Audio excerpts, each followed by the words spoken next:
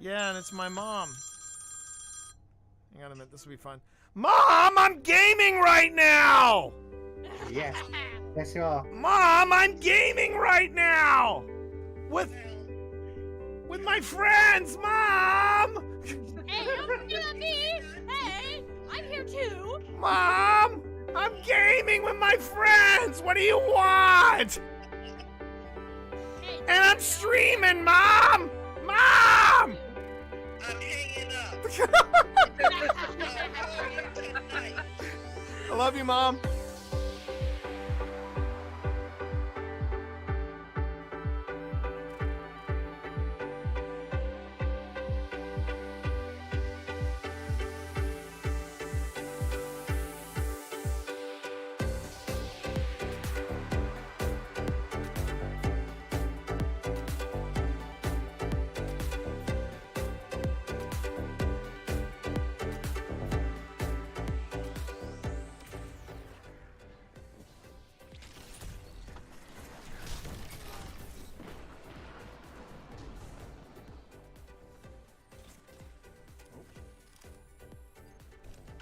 Only 5 minutes left.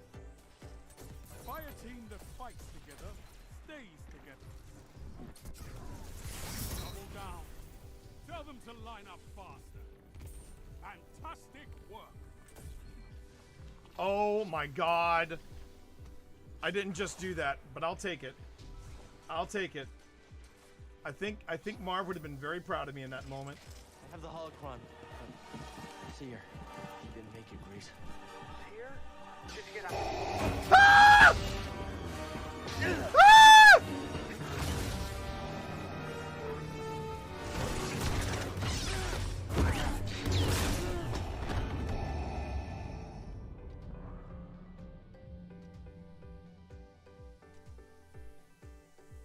I don't know what happened there. Wikipedia for me, but I have a Wikipedia. And I hate it. Oh wait, is that an empty? Tell me that's an empty suit. Okay, it's an empty suit. Okay. Oh, but I don't like the music that's playing. I do not care for the music that is playing right now. And there's a lot of ammo around here. I could have swore that was somebody hanging there. I could have swore that was somebody hanging there. Which And- should be the upcoming update that's... What the hell is that? That is Barry. Barry. So you gotta say hey to So Barry. is this the haunted house in the Halloween season? More or less. And they just keep all their just keep going along. their You're doing prop? fine. You're doing fine. Oh fuck! What was that? What was that? What the hell is that? What was that? I don't know. You tell me. What was that? Okay, yeah. You know what, T? You know I will get you for this. Yeah, yeah. I will get you. Bullshit! You're the one, dude. You're the one that took me to TWA at night. I don't want to fucking. Oh, well, I missed this. All right. Anything on your EM? Do you want to play ball with me? Okay. Fuck that. We are off and running, chat. Here we go. All right, Phil, move forward. Now, Phil, I will tell you right now, I will not leave you alone in this game. Open this door, Phil. Open this door to your left. The one that I'm okay. Yeah, the one on the left. Okay, walk in there. And read what is on the portrait, Phil.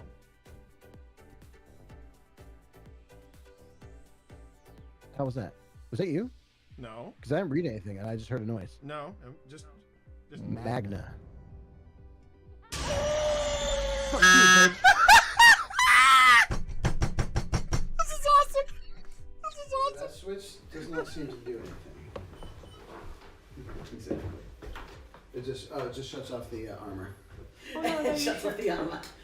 Alright, let me see if there's a switch over here. Might be Well, one. these switches here.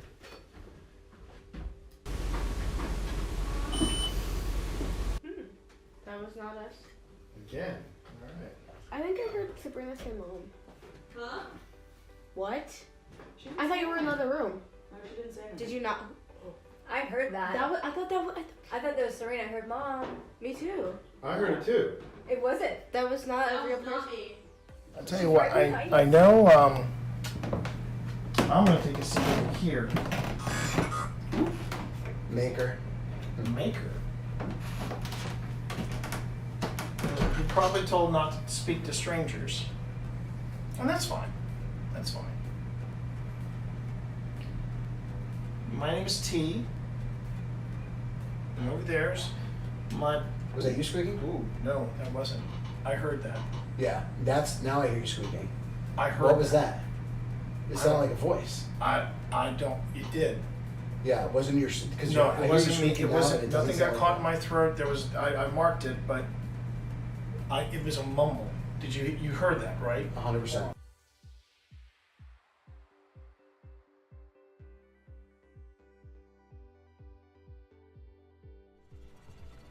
Cat, I swear, are you really doing this to me? Are you seeing this? Ah! Damn it, Cat! Don't... Oh my God! The cat...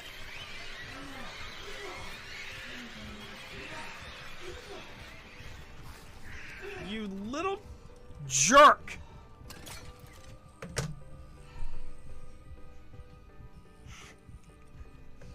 Man? What did you do to my game, Cat? I swear to God. Is that still going off in there, Tina? I would like the cat balls. Someone needs some cat balls. What was that?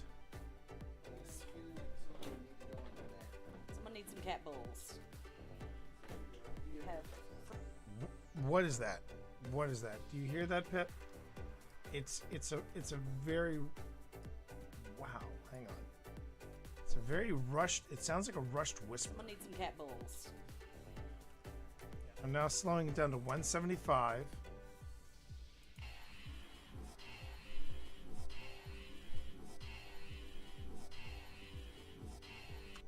I'm hearing turn around.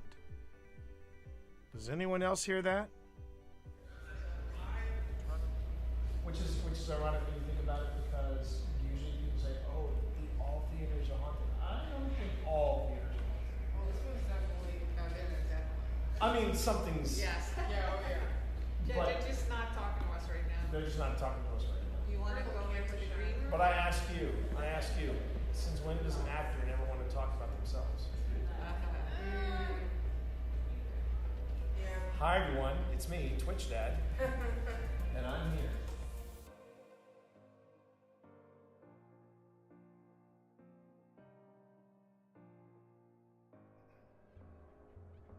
Yeah, this is where it starts to get super creepy. This is the game Cyberpunk 2077 wanted to be, chat. I'm just gonna come out and say it. This is the game Cyberpunk 2077 wanted to be. So there you go. Well, pitter patter, let's get at her. Okay. Glad I got that out of my system. Overriding it could destroy my software, but I made that choice when I hooked into the first computer and the consequences it would bring.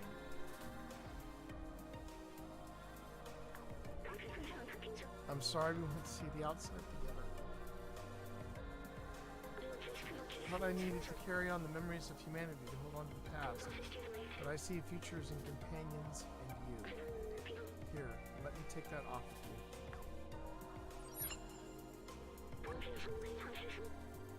You were my friend, the very best I could have asked for. Oh, damn it. This is gonna be another Last of Us ending where I cry, isn't it? I'm tearing up already.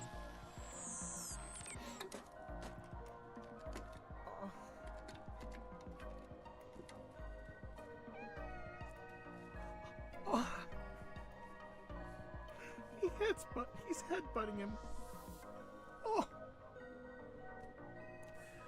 Oh, my heart! Oh, my heart! Oh.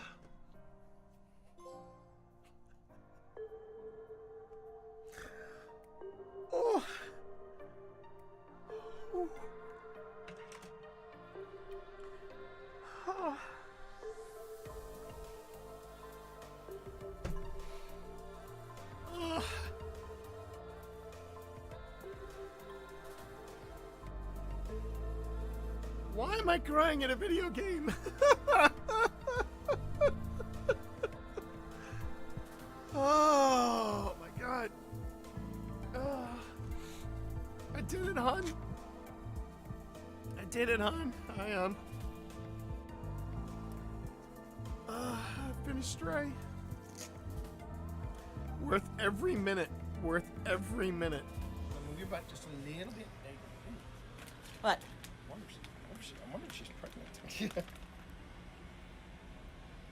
does look like. I was just wondering if her belly was a little bit big. Yeah, Maybe that might be why she's hungry. that might be.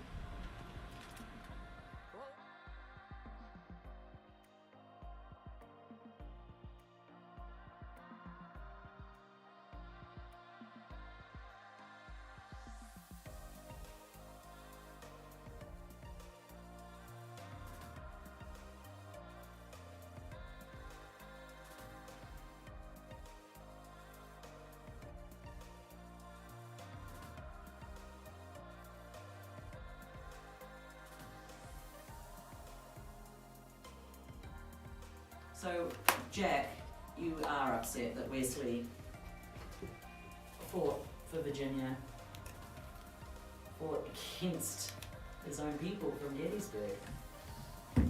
That must have been aggravating. Did someone just? Did you just whisper? Did you just whisper? Keep going. Everything you got. Oh, I don't know. I'm worried. He's back at red. Come on. Oh no. Steve We got him. Sailor! Steve Sailor! You did it! You did it! Congratulations, Steve Sailor! You just picked up your second seal, and it's a motherfucking raid seal! Let's fucking go! Let's fucking go! I fucking love it when T gets hyped. The teammate entirely of your clan. Hold on. I'm going for it.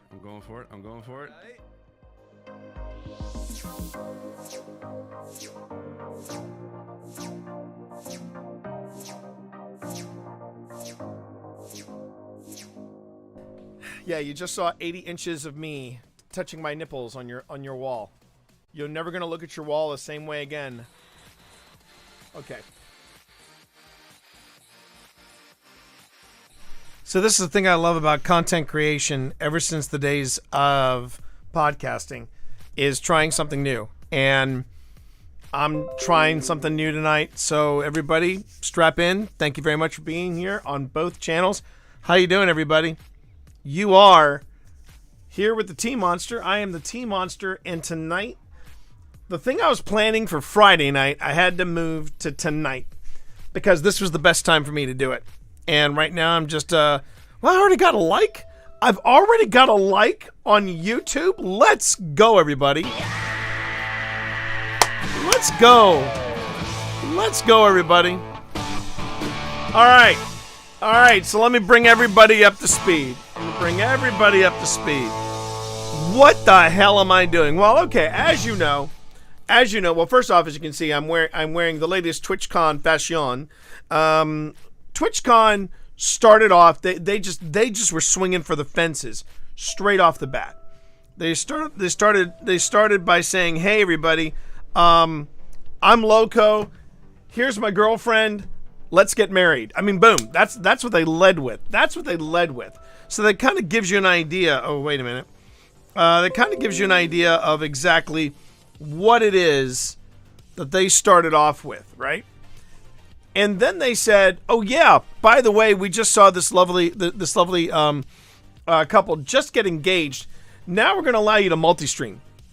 And again, boom, mind blown. Marcus over in YouTube. Hi there. Thank you very much for being here. Oh, wait a minute. I think I found where I have multi-stream in one window. Okay, that should work. At least that's what I'm hoping for. Anyway, Marcus and Rican, thank you very much for joining me over on YouTube. Yes, tonight we are simulcasting on YouTube.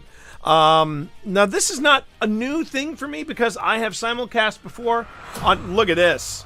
Big Marvinci coming in with 59 months. You need to find out why that is stuck like that subscribe button. But thank you, Marv. And of course, Spence, one of my mods, thank you very much, over on Twitch, basically says farts. It works. I see Twitch over here. Thank you very much, everybody. Multi-streaming is not new to me because I tend to take my paranormal stuff and post it on Twitch, you know, as well as YouTube when I'm out doing the live streaming. But I was thinking about how I could do more since I now have the ability to do it, you know, without any kind of worry. I was trying to figure out, well, how could I best take advantage of this? How could I best, take advantage of both platforms and show people what I'm doing? Because as tempting as it was to just multi-stream on this channel, I did not want to necessarily multi-stream everything that I do on Twitch, on YouTube as well, because YouTube is old spirits. And if you watch me do this, like I'm referring to as if Phil Rossi or my YouTube audience was standing over here, that is not necessarily the case. What's happening is that I have my YouTube open here. I have Twitch open here. But I was trying to figure out how I could bridge that gap. And while I love playing, you know, paranormal adjacent games like Phasmophobia, like Dead Space and games of that nature, I did not necessarily think that would be the best thing to just kind of throw into my Twitch feed as well as my YouTube feed, because YouTube is dedicated to old spirits. You know? So I wanted to figure out how could I be on brand. Well, okay, you know what? If I ever streamed Ghostbusters or Phasmophobia or Demonologist, you know, that would work. But then I was like, yeah, but then if I want to stream Destiny, that's going to go somewhere else. Are the rules on Twitch as rough as here? They can be. Rican. And I am pronouncing that right, correct? Rican, R-I-C-A-N. And if I'm not, please let me know. They're not as stringent. I mean, there's certain words that I can say, certain things that I can say on Twitch that might get me a wag of the finger, but they won't get me demonetized or anything like that on YouTube. Not that I'm getting monetized, not monetizing anything yet. Long story short, because I know I've already made it too long. It dawned on me that I've been doing evidence review on Twitch, and I thought to myself, why am I not doing this on YouTube? No one else is doing this on YouTube, apparently. No one else is doing this on YouTube. And so I said, you know what? I'm going to go on ahead and give this a shot just to see what you all think about it. Because I know that I have an audience on Twitch. I also have an audience on YouTube, small as it may be, on both platforms. But, you know, one thing that I think both my YouTube audience and my Twitch audience have in common is they enjoy the paranormal. They enjoy what Phil and I do with the paranormal and how we approach it. And I thought maybe I should give you guys a look behind the scenes and show you how the sausage is made. And we go on ahead and we do what I've been doing on Twitch, which has been live evidence review. And what I've noticed with live evidence review is that my Twitch audience has really enjoyed it.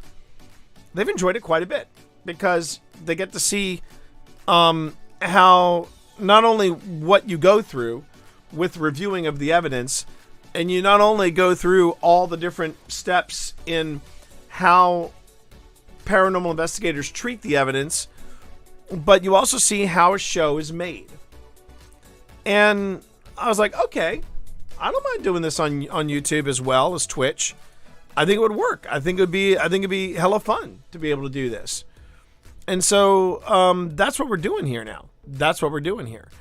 And what's really nice too is that if you do pop in and decide to watch these evidence review shows, you'll actually get a sneak peek as to what is coming. But the main reason I do this, the main reason that I offer up a paranormal investigation review show or evidence review show is that I can go on ahead and just give open transparency on this is what I am looking at. This hasn't been, this is the raw footage, and you see what I do with it. And along with seeing what you do with it, you also get the extra cat cams. I did want. Now this is a quick little just chatting portion of the show, but I did want to point out something about the cat you see in the upper window. Did I see the news that I sent on Discord? No, I did not, Spence, but I will take a quick look at that. Oh, look! I have a message waiting for me from Resident Moon. Really? I guess I can talk about that. But guess what, everybody? The Ghost Brothers are going to be on YouTube now. I will double down on both platforms and tell you this. I honestly think this has everything to do. This has everything to do with the success that Project Fear has had. I guarantee you that is a thing. They must have been able to find some local editors that said, yes, we will help you edit. And, I mean, good on them. Frickin' A, good on them. That is tremendous news. And that is pretty damn awesome. That is pretty damn awesome. So I am missing a file here, but I think I can quickly and easily get that. And so the cat's up in the top corner, and then I can. So before we get into the groove of reviewing footage and all that stuff, I did want to give a little bit of news around. I know, Rican. I know I'm a huge fan of the Ghost Brothers. In fact, funny you should mention the Ghost Brothers, Spence, because myself, Pip, Phil, Tina, and the Rossi fam, we're all going to Penhurst Paracon next year, in 2024, because they had me at Project Fear, but they cemented me paying for the VIP tickets because the Ghost Brothers were also going to be in attendance as guests. So I'm like, yeah, okay, I'm in. I am totes in. Pretty much a lot of the same folks that are involved. You've got Kindred Spirits are going to be there. The Ghost Hunters are going to be there. Project Fear is going to be there again. And it was a good event. It's going to be held on the site of Penhurst Asylum. All right, I'm just going to come out and say it. I still have reservations about that. I don't mind saying it. It's one thing to go to Penhurst Paracon, but to go there and just feel like there are eyes upon you everywhere you go, that's intense. It's an intense place. Without doubt. It's an intense place. All right, I need to quickly get a cable to plug in this drive, and then we're gonna talk a little bit more about the cats that are in the hang on. Oh, there it is, in this corner here, because I have good news for everybody concerning the kittens. Be right back, everybody.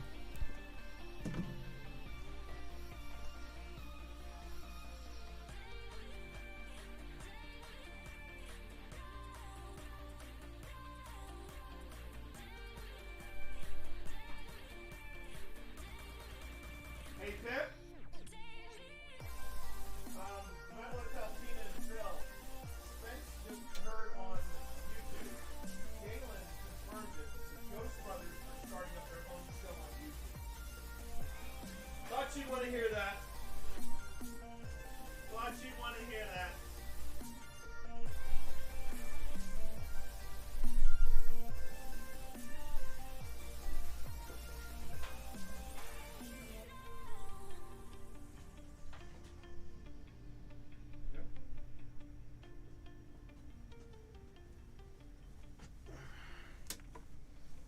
All right, everyone. So let me. Oh yeah, they are getting big, aren't they? They are getting big. Well, here's another bit of good news. They just went to well, it really wasn't their first it wasn't their first visit to a vet, but it was their first serious visit to the vet, because they were fresh out of the oven. I mean, maybe about a week or so out of the oven when we took them to their vet. This was the first one where they were aware that something was going on. You know, their eyes were open, their ears were all perked up, and they were like, "Who the hell is this lady poking us with needles and shoving things up our rear ends?" This was their first visit. This was their first visit with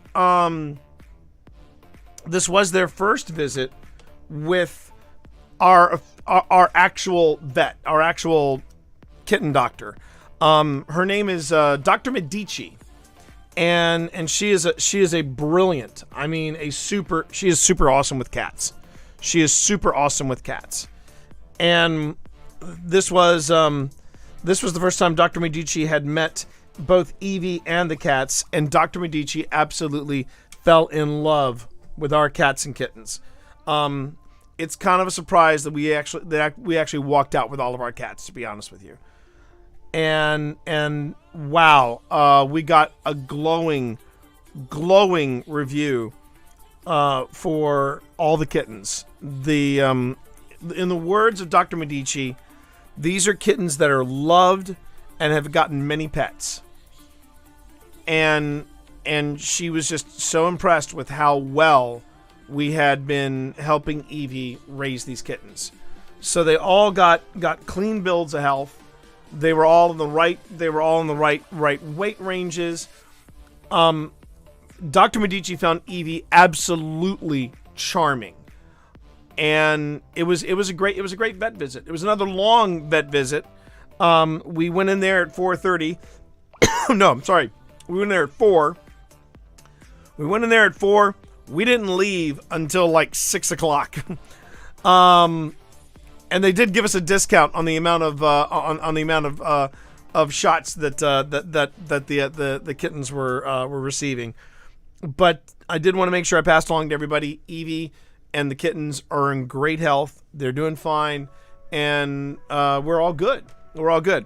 Now, I will explain the situation of Evie and how that ties back in to old spirits in just 1 second, because I'm trying to find a place to plug this in, and the hubs that I have here are saying no. So let me find another hub to plug it in. Didn't realize I would need something from the second drive, but there you go. There you go.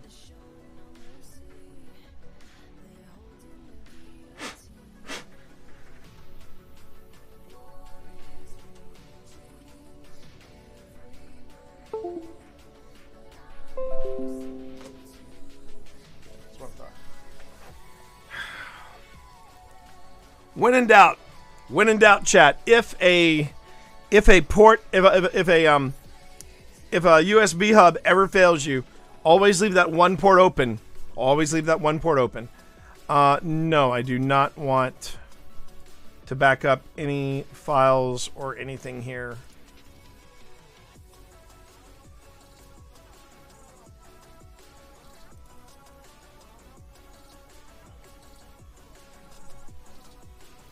It could also be the cable. I may have picked a bummer cable. Hold on a second.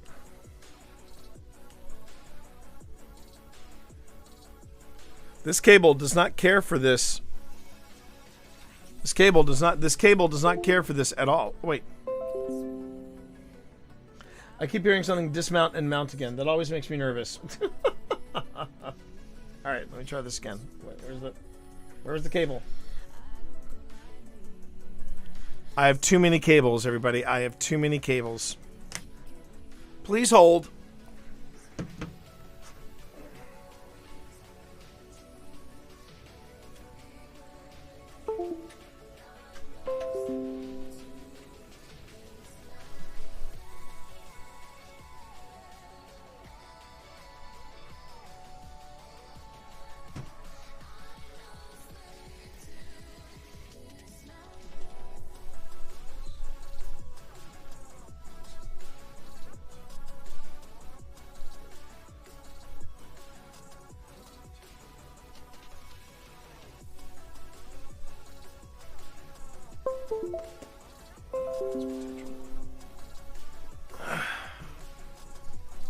I'm hearing the song of my people, you know. You know, it's R2D2 hitting the bong one time too many. I don't know. Okay, let's I think I got it though. I think I got it, everybody. This is the beautiful thing about going live. When you go live, man, when you go live, anything can happen. And that's good and bad. Okay, I've got both drives online. Let's freaking go. Now, I should be able then to just go to this and say locate, and it should find it straight away. There you are. Click OK. Boom. All right, now let me explain the EV connection and why I have cat cams. So that beautiful tortie that you see up there, Evie, her connection with OSI was that she was the attachment that I picked up while at the old hospital on College Hill this summer.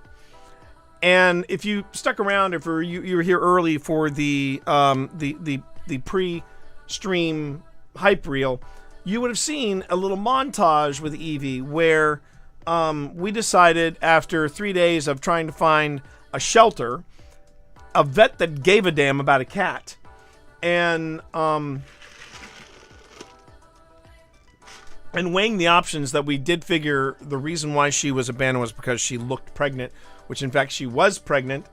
Yeah, she grew to be a basketball and then gave birth to 5 absolutely delightful kittens. So we christened this beautiful tortoiseshell cat. We call her Evie, short for EVP, and she's been a blessing. And today was the big visit to meet the head vet of our local vet office, and it went great. It went great. I couldn't be happier. I could not be happier. And I just realized one more thing I have to do. Welcome to the frenetic energy of this channel. I'm gonna have to give one of the cats here treats because Benedict is nowhere to be seen.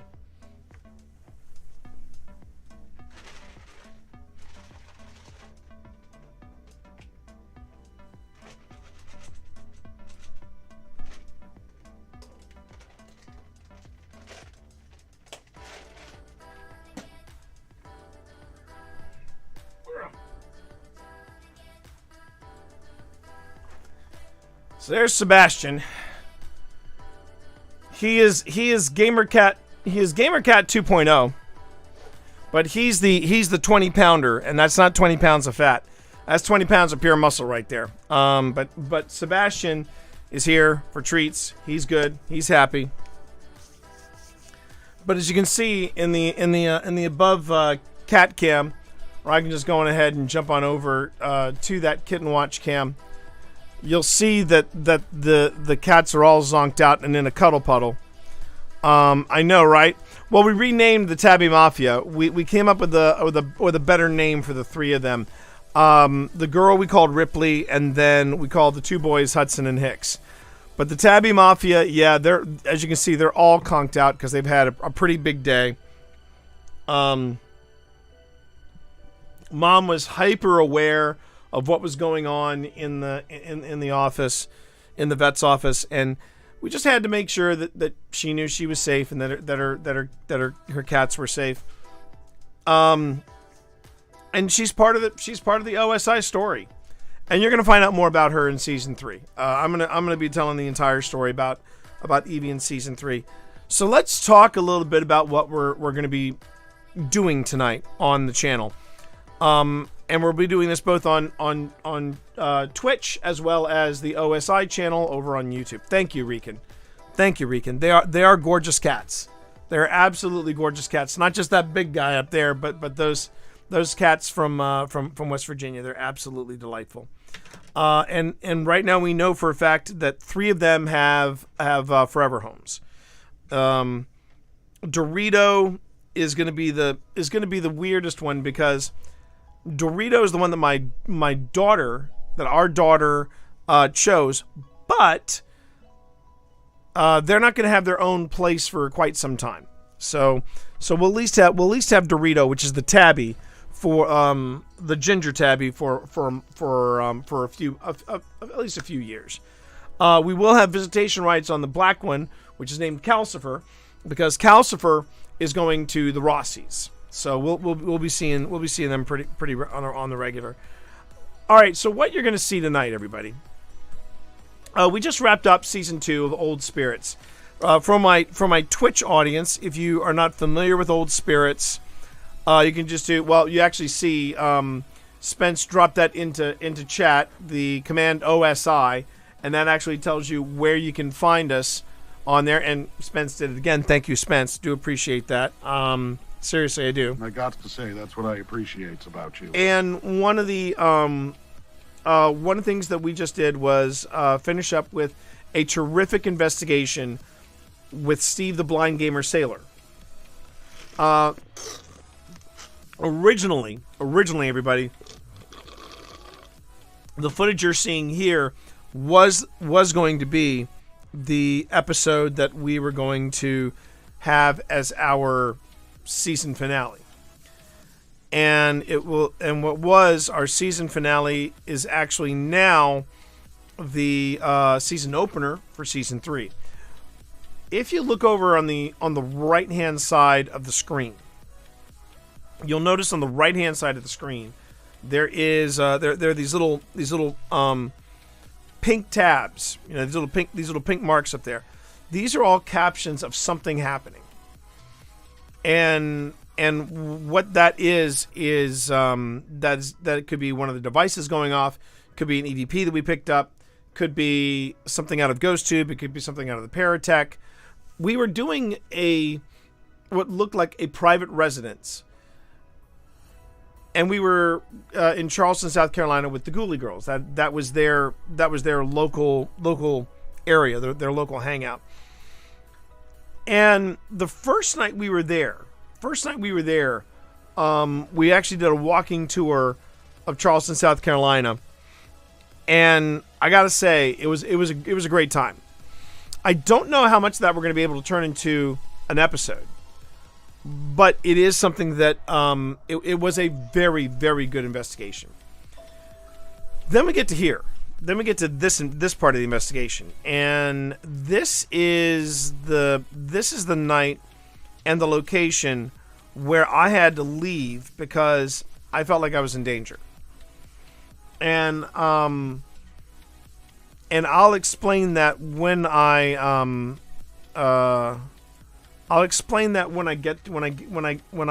wrap up everything. I'm almost done with this. This piece of video. There's still some video I haven't seen here yet. Yeah, I appreciate that. I would like to have that conversation with you, Spence, about the danger zone and how to deal with it. Because I dealt with it as best as I could. When I was dealing with it, but to give you a little more about this, I'm gonna go into all the details of this property. I'll go into all the details of what we experienced while all this was going on. But let me finish the editing process first. We're gonna start at marker 20036, and we have roughly 3 minutes left on this footage. Roughly 3 minutes. Now, you're thinking, oh, wow, what happens after 3 minutes? Well, then we either do a review or I move on to some different footage. And I'm actually thinking about moving on to some different footage just to see what we have. At least do a preliminary look through. Now, why am I doing this? Again, so during Halloween, and you know exactly what I'm talking about if you see this video series that I'm starting up, sort of like a series within the series. We're calling it the Paranormal Personal. It was something I tried a year ago. I loved it. It felt great to do, and I said I need to do this again. And then a year went until I finally did it again. But the Paranormal Personal is where I basically sit down, get in front of the camera, and I do a very raw, unedited stream of consciousness video blog, if you will. Vlog, whatever you want to call it, and I just basically talk about something on my mind that concerns the paranormal. My first one was more or less a reaction video to what had happened to Call Me Chris when she went on a ghost hunt with Sam and Colby. So my second one, ironically, dealt with Sam and Colby again. So no, I do not want you all to think that the Paranormal Personal is going to always be centered around Sam and Colby. That is not the intent. But around the time that I made that Paranormal Personal, there was a lot of criticism, a lot of pushback on what Sam and Colby were doing, spending a week at the Conjuring House. And it brought to light a lot of tensions that are happening in the paranormal community. I guess that's the best way I can describe it. And I've been doing this for a long time, but I thought I would go ahead and widen the net even more and allow not just folks on Twitch, but also folks on YouTube to see behind the scenes of what a credible and trustworthy and what a credible and trustworthy paranormal investigator goes through when they sit down with the evidence that they have. I mean, I'm not gonna. This is my answer to debunk videos. There've been a lot of debunk videos from people who are skeptics and people who are paranormal investigators, and the debunk videos for me are a slippery slope because I've seen some groups get so wrapped up in making content about debunking other paranormal investigators, they themselves are no longer paranormal investigating. So I said, you know what? I think I want to do something a little different. And I want to show people the other side of what I do. And when people have, and they have said it to me, they think that that we fake some of our evidence, that we fake EVPs, that we fake all this stuff happening. Now, Marv, Spence, they've been on investigations with me, and they know how I approach it, and they know how Phil approaches it. And we try very hard to maintain a sense of integrity because, as I said in the Paranormal Personal, integrity, particularly in the paranormal, is very hard to build, but it takes only seconds to completely F it up.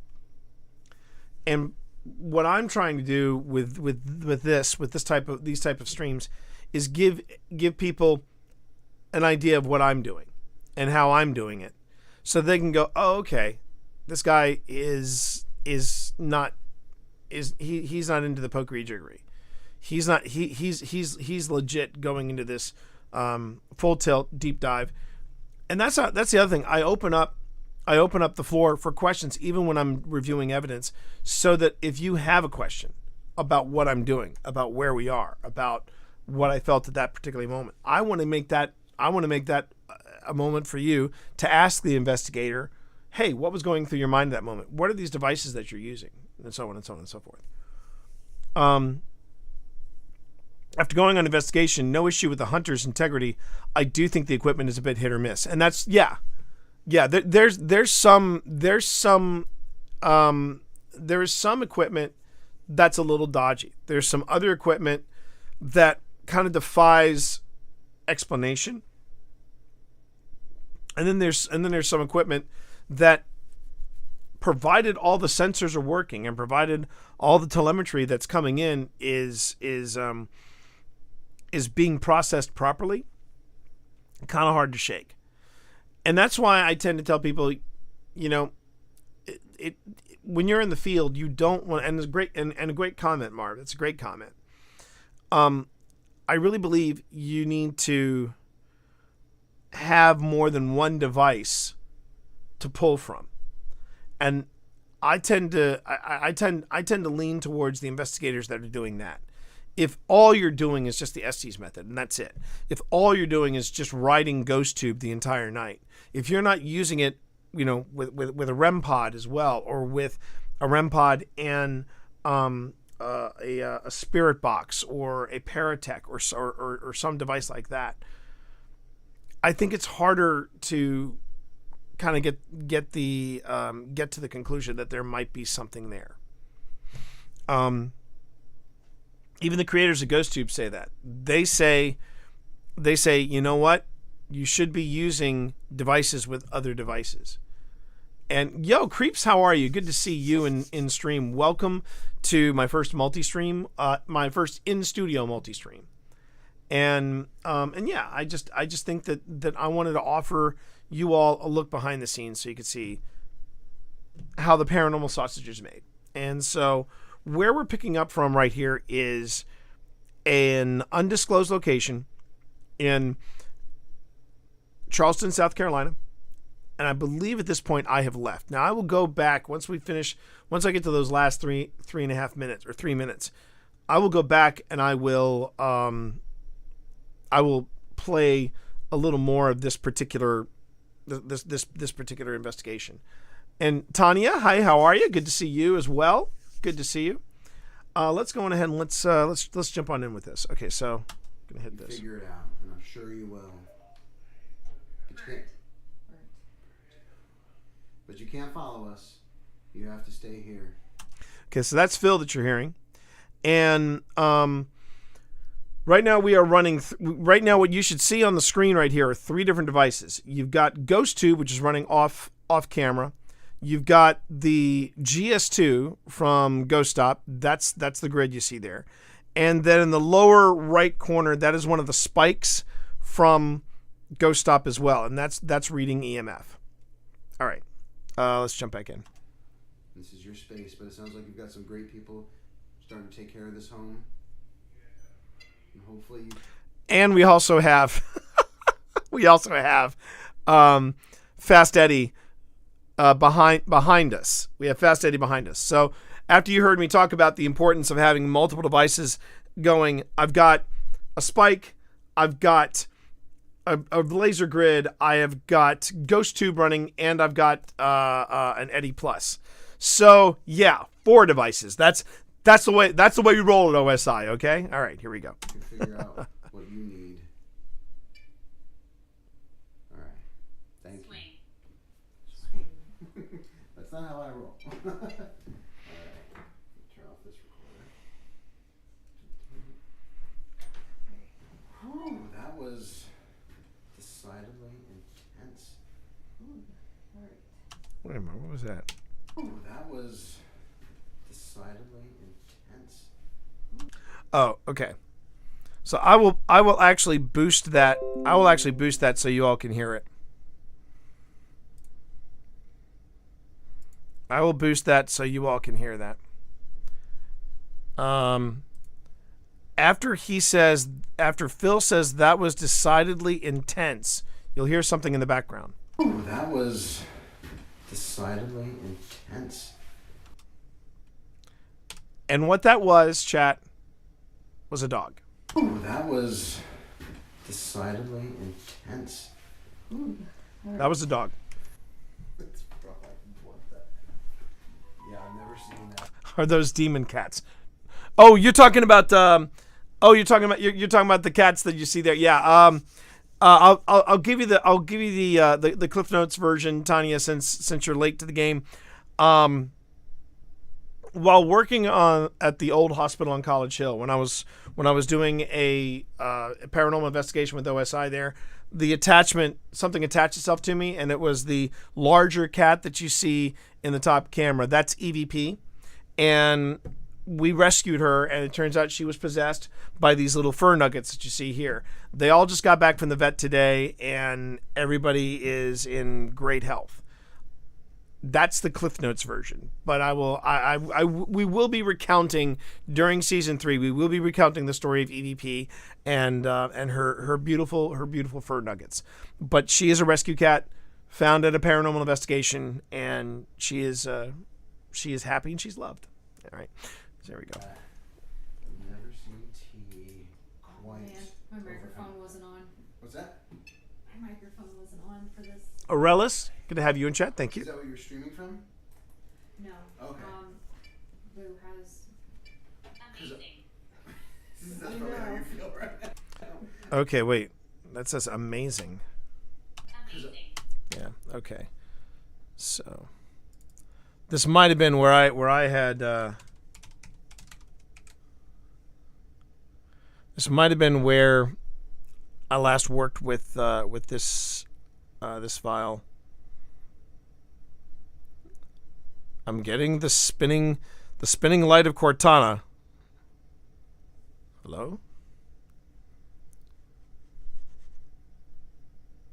Premiere, why have you forsaken me? There we go. There we go. Well, thank you, Tanya. Thank you.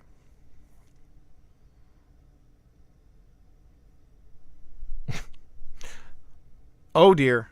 And there goes Premiere. Oh, no. I thought Premiere crashed. Then it came back. Premiere is messing with me right now. Again, the joys of working live, everybody. The joys of working live. All right. Oh, wait. Do I need a... No, I don't. I don't need a period after that. So let me go back. Let me go back, everybody.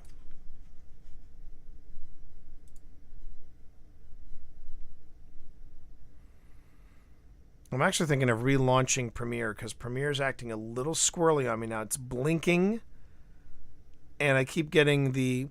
Instead of on a Mac where you get the spinning beach ball of death, I'm getting the Premiere equivalent, which is Cortana...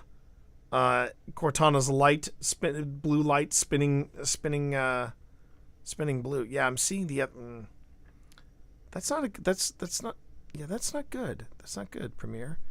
So let's do this. Let's go ahead and let's save, and then let's exit, shall we? Okay, and then we'll do a quick relaunch.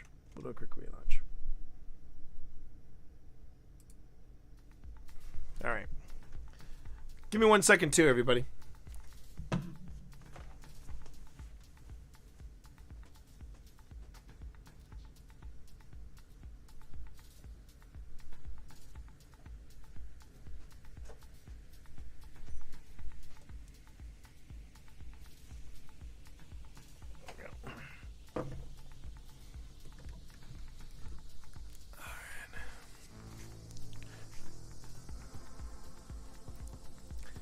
Happened first time I wanted to watch a premiere here too. Must be me. Ah! Okay. I have to give. Is it Aurelius? I want to make sure I was pronouncing that right. If it's pronounced Aurelius or Aureli. But Aurelius, if you're curious, Twitch, what Aurelius is talking about. Aurelius showed up for a premiere that I was getting really stoked about because it was part 2 of our outing with Steve, the Blind Gamer Sailor. And we did the countdown clock. Everything was grooving. Everything was rocking and rolling. We were so pumped. And then the video starts and there is no audio.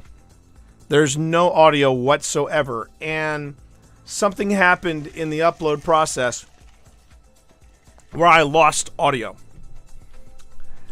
And Aurelius was so patient. And so kind. She was in chat going, these things happen. It's okay. And I was like, I'm on the other side going, ah! So yeah. And here we are on my first multi-stream in studio, and Premiere isn't working. So, Aurelius, I'm trying to think of a good nickname for you. Either Aurelius the Broken Mirror or Aurelius the Black Cat. I haven't figured out yet, but we will think of something. We will think of something. You want me to say well done? I did. Yes, I do. I did, yeah. Well done. Okay. So let me launch Premiere again. And that's something else, too. Whenever I do these review sessions, I do make them Q&A moments in case you want to find out more about what I'm doing. I make these moments to show off the gear, talk about the gear, how they work, answer questions about said gear. So up close and personal, this is one of the devices that you see in the video. It's in the lower right hand corner. This is a spike. This is a spike that's designed by Ghost Stop, and it's basically a. It comes in 3 flavors. You can you have one that measures temperature, one that measures EMF, and one that measures sound. And the sound, it's actually working similar to.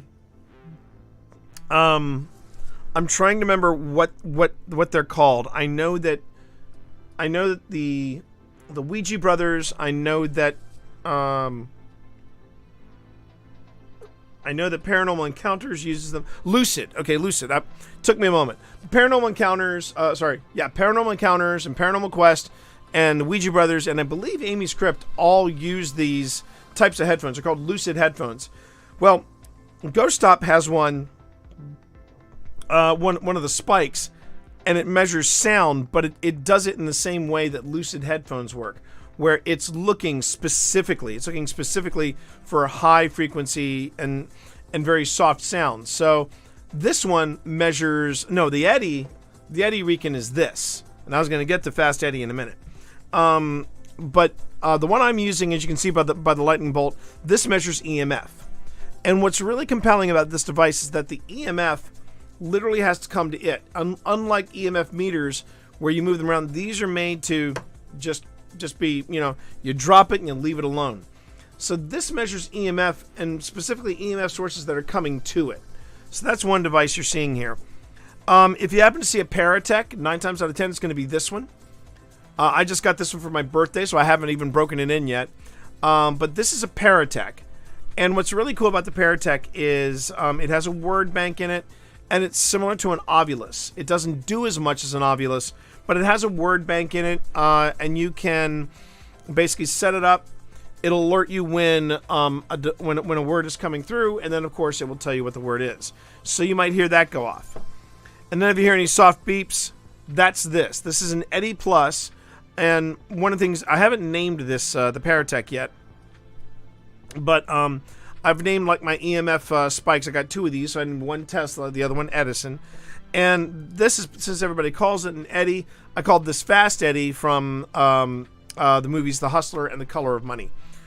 And the Eddy measures all kinds of things. It measures temperature, it measures pressure, it measures humidity, it can measure vibration, and it also is an EMF reader too. Similar to the spikes, usually the Eddy is planted somewhere, so the EMF has to come to it. Oh, thank you, Relish. That was last month. That was October 28th.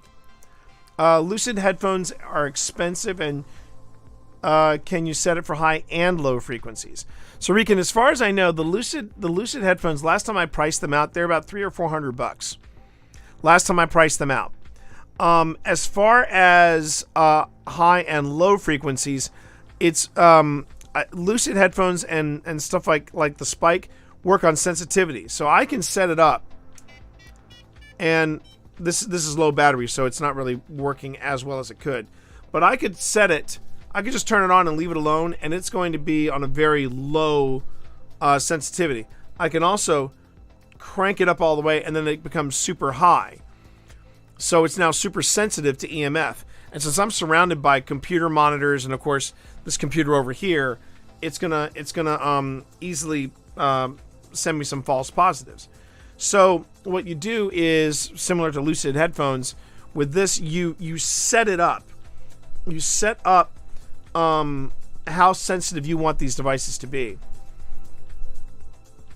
Love how much the Eddy measures. So much needs to be considered during investigations, even humidity. I agree, creeps. And this was a device that I was coveting, and I just started paranormal investigation. Saw one of these in action, said I want one, but because of the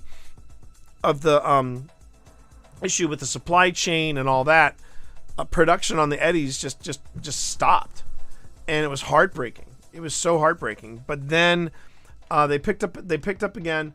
I picked up one. I'd like to pick up another one, but again, they're sold out. So these are quickly becoming like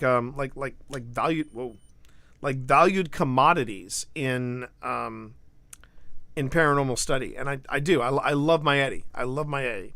I covet it. Okay, let's get back to this. All right, so I'm trying to remember when. I want to say I probably wrapped up around here. So let me just see what happens.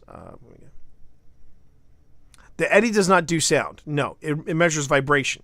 That's about it. It's vibration, EMF, temperature, barometric pressure, and humidity. I actually have a review of what the Eddy does and how it performs as a 5-minute paranormal. So if you want to check that out, go on ahead and look under our tips and reviews in YouTube. You'll be able to find it there. Okay. Your space, but it sounds like you've got some great people. Okay, so that's 2-5. Starting to take care of this. 5. That was Eddy. Hopefully you can figure 5 out again. what you need. All right. Thank you. That's not how I roll. All right. Also, you notice that the tone of the beeps that are coming in, they come in different tones. And what happens is that you actually see the EMF measured in a charge on this side. On the other side, you start to see the colors you would find on an EMF meter. Green, yellow, orange, red, and then a double red. There you are. Yeah. Would you like me to give you some treats? This is Gamer Cat, everybody. Oh, you don't see him, but no, you can probably see him, but would you like some treats? I told you we were streaming tonight. Okay. Okay. Okay. Come on. Come on. Come on.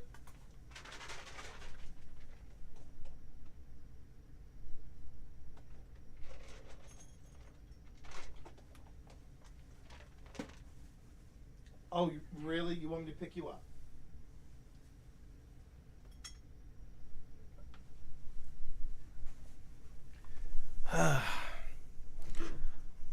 I spoil my cats, everybody. I spoil my cats. I'm the first one to say it. All right, let's get back to this. So we got swing. We got 2-5 on here. It happened twice. Then it jumps up here. Oh, that was 1. decidedly intense. There's the dog. What the? Yeah, I've never seen that.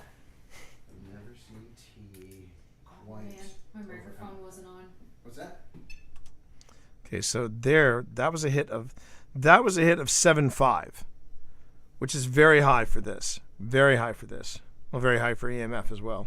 My microphone wasn't on for this. Oh, really? Is that what you're streaming from? No. Okay.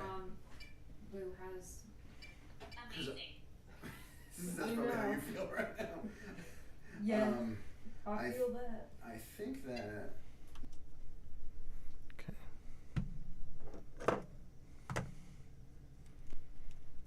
I think that there's enough audio recorders going on in here. Yeah. I also have the recorder right there. Yeah. So you got. All right. This might be a little bit more. Run. What did it say? Run. Run. Alright. Run. Run. Alright, ending recording. Okay. Run. So actually, it goes. Well, yeah, it was Ghost Tube. Yo, Islander, how are you tonight? Good to see you. I'd be curious to see if Eddy records vibrations at the time you get an EVP. Haven't seen that happen, but if you go back and watch part 1 of the episode with Steve, you'll actually see an EMF spike. And you'll also see the vibraphone go off. Really? Now you want to come up here? I've been streaming for almost half an hour. Now you want to come up here? Come on. Okay, do you want to come up via my lap? Come on. Yes, I love you too. Come on.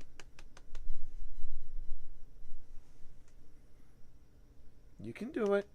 I'm not picking you up. You're not that old. You're not decrepit. Oh. really? Okay, come on. You play me for a sucker? I swear to God. Okay.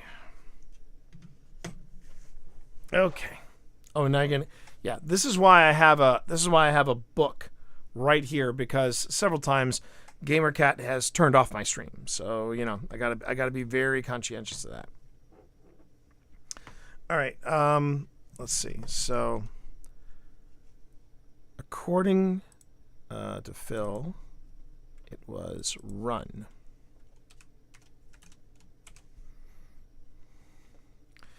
And then we got, let's see, we had 1, 2. Benedict, what are you doing? If you want to know what it's like when I'm doing a gaming stream, well, I ain't seen it. Yo, hey, how you doing there, Haunt Hunters? Good to see you, Styles. Hope you're doing well. If one of my mods could give Haunt Hunters a shout out, please, that would be Fabu. Thank you very much. I also have the recorder right there. Yeah. So. Okay. This might be a little bit more. Run. Right, ending recording. Back row. Turn off this little fella. Okay. All right. So now I go back and I have to just add, while I work around the cat. Now, one of the other things that he could be on me about right now, Benedict here, GamerCat, is I have not given him his pumpkin tonight. One of the things that my vet recommended to help Benedict, because he was having some issues, she recommended that we give him wet food mixed with pumpkin. I know you might be thinking, a cat's not going to eat pumpkin. And we thought the same thing. Holy Hannah, were we wrong? He loves it. He freaking loves it. Okay, let's get back to this. So we do 3, and then Turn off this little fella. right. Okay, so that's all in sync. Okay, so there's another one.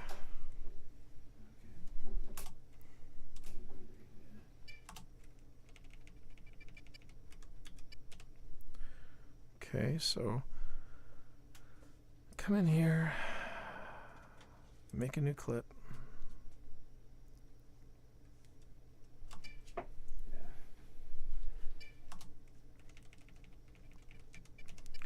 Now the thing is, chat, I have featured the Edison and the Tesla, or as I call them, Edison and Tesla, or the EMF spike. I've featured it on previous episodes of Old Spirits before.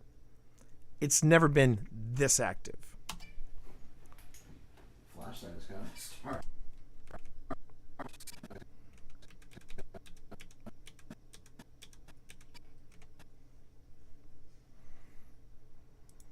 Start of the show tonight. Yeah. Who would have thought this little flashlight? Okay, that's interesting.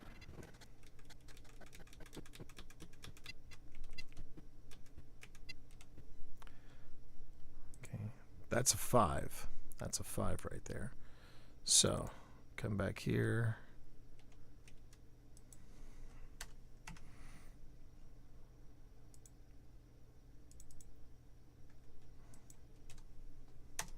What I was doing, and you'll see it in earlier clip here, is I was measuring if the spike went about 30 seconds to a minute without going off, I would reset the counter. I would reset this counter. This actually, Spence, is after I left. This was after I left. This was all happening after I left. And I do have video of me outside, so I want to see what that's like. I'm going to apologize in advance if I say anything off color, because I was pretty hot. I was pretty hot under the collar. Flashlight is kind of start of the show tonight. Yeah. Who would have thought this little flashlight? Strangle. Isn't that nice? Strangle.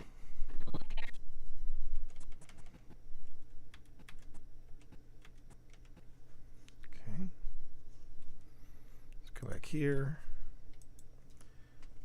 Copy that, paste that.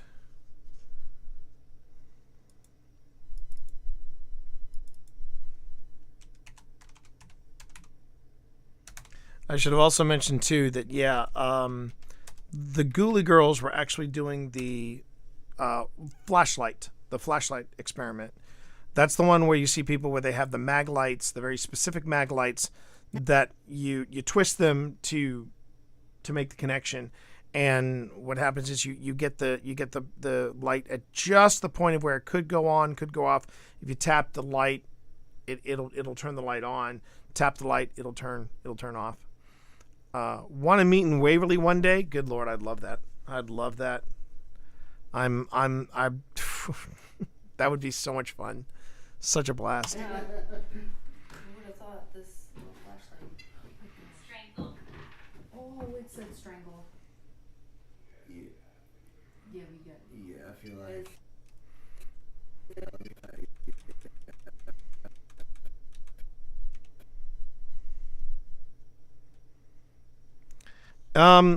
I'd have to check with the Ghoulie Girls to see what their status is. I was hearing that the Ghoulie Girls were taking something of a hiatus from streaming.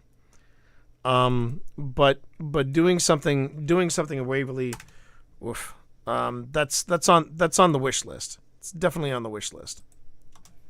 Yeah, we get. Yeah, I feel like. It's time to go. And my Because eye. I just got a really big chill now again. And then I got Stepping weird. into this spot. And I got, Was that? No, was that? and then I got Stepping weird. into this. Yep, it went off there. Now, everything you're seeing here may not make it to the final. May not make it to the final episode, but we'll see. Oh, look at that. Girl that sees you play has followed. Thank you for that. Thank you for that, fellow. Certainly do appreciate it. Okay. I got Stepping weird. into this spot. And I got weird pain.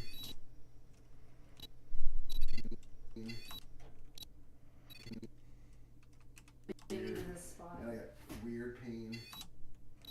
It's right before there. Yep, right there. Like I said, there we get an EMF of 2.5. Because I can, and if you're curious, where's he pulling these numbers from? I know the tone. I know the various tones and what the notes for each color sound like. So yeah, it's something that after you work with the device for a while. Now that is just, as you can see, that's Phil turning off the. Is it not there anymore? It's up here now. Did you move it? See, and that one is slightly higher, so that's a 5. There anymore? It's up here now.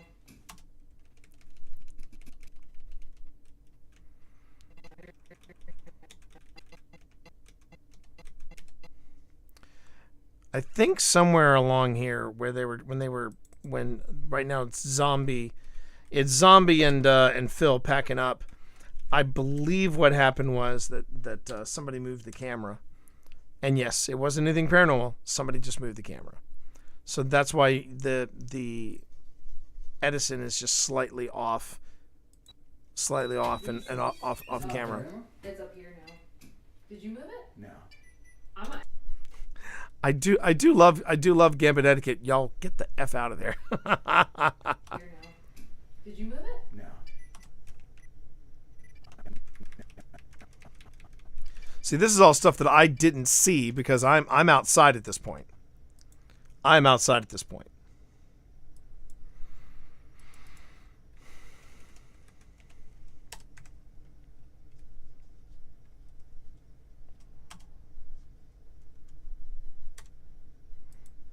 Is it not there anymore? It's up here now. Did you move it? No. I'm gonna ask. I'm gonna ask everybody if they moved it. Yeah, you gotta.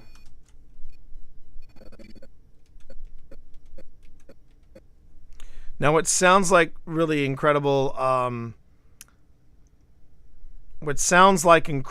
activity on the devices, that's not it. It's just them touching REM pods and things like that, and having them pack up so they can get out of there. I'm actually too. I'm also listening for anything out of the ordinary, like any voices or anything like that. That hasn't happened yet. We did get some EVP, and I can try to go back and play that for you all. But we actually got in a different room. That's the funny bit. And it was a word that came up over and over and over again while we were there, school. And I'll explain a theory about that as to why. But just throwing this out there, so we had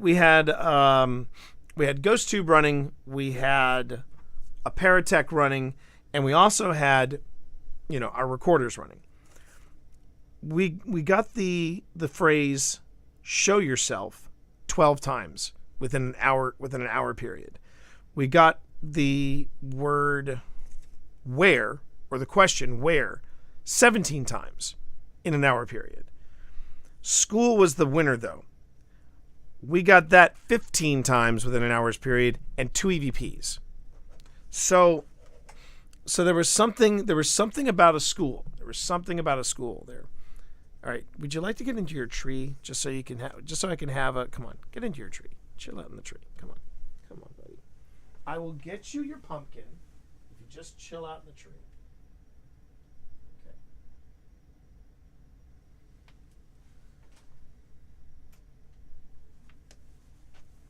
Just chill out in the tree, buddy.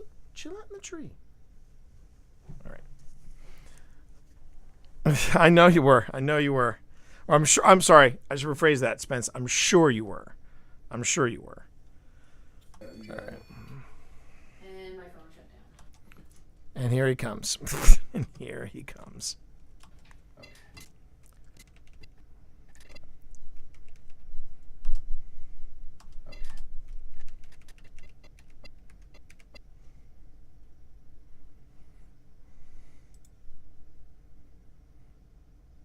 And what's really hard when I'm marking these instances of things that are happening on the spike, I'm not listening to the conversation. And so that's another reason why you always review this stuff, is so that you can just review it and make sure that you're aware of what's being said where and when. I think I got 2 quick beeps here. But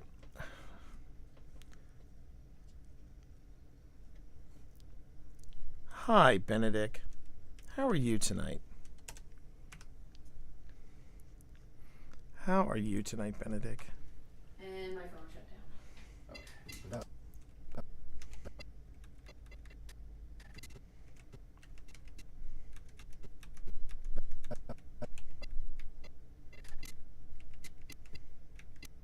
It's right there. All right.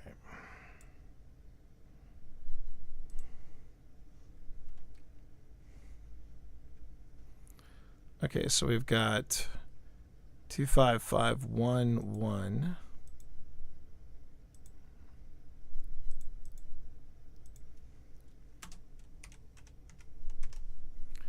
And 5 twice.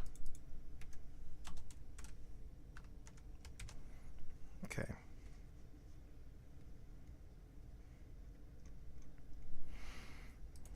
It's up here now. Did you move it? No. I'm gonna ask everybody if they moved it. Yeah, you gotta. And my phone shut down. Okay. But that was expected, right? Or no? Oop. Not 5 times. Not 5 times, T. 2 times. Math is hard, Lieutenant Dan. Math is hard. Okay. They moved it. Yeah, you gotta. And my phone shut down. Okay. But that was expected, right? Or no? My husband's gonna be pretty upset.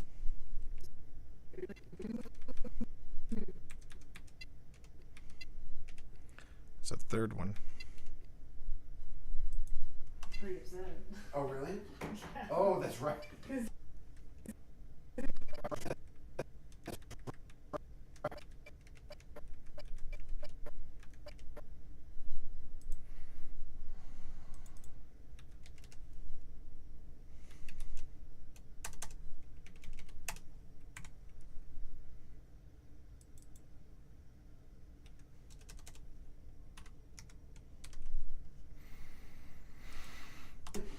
Oh, that's right. Because he's like, oh, she just went dark. Okay, my phone is off. This. See, just when I think, okay, it's done, it just pings again. It just pings again. Phone is off. This.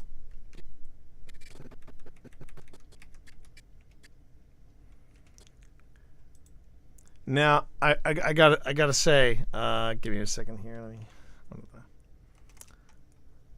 Arelis, you were saying you thought that maybe you were a bad luck charm. You really want to feel like a bad luck charm.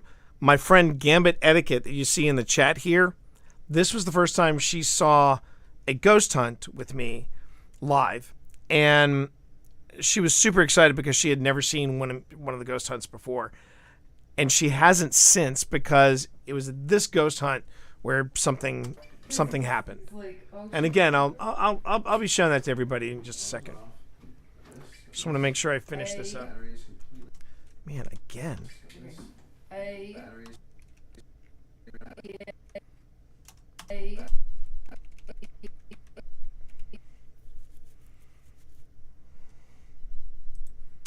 is completely dead in this. Alright, definitely gonna have to make some trips. Yeah.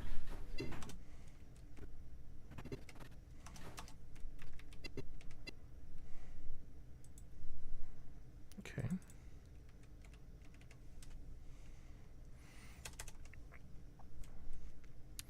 So that's 3 times. That's also 3 times here. So 2 times. And then 3. Okay. Definitely gonna have to make some trips. Yeah. This will be trip number 1.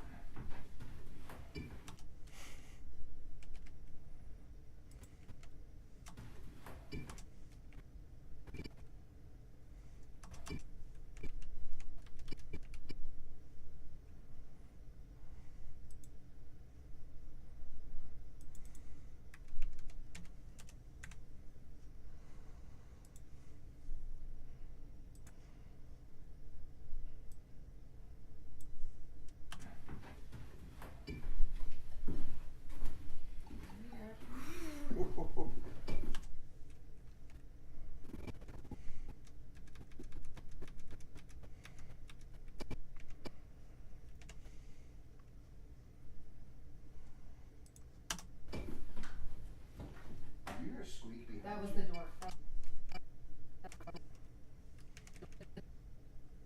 The door. That was.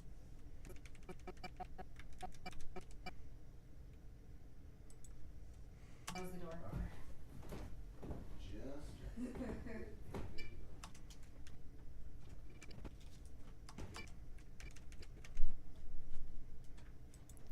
All right. Here's where it's going to get intense because in the last this is the last 10 seconds. Nobody is in the room.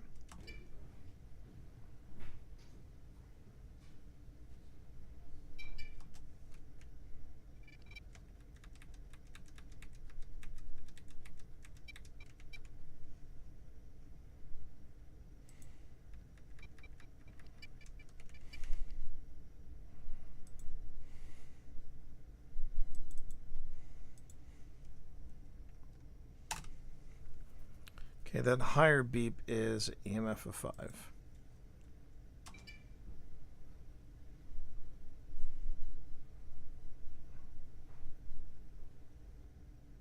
And that's where the video cuts off. And that's where the video cuts off. Okay.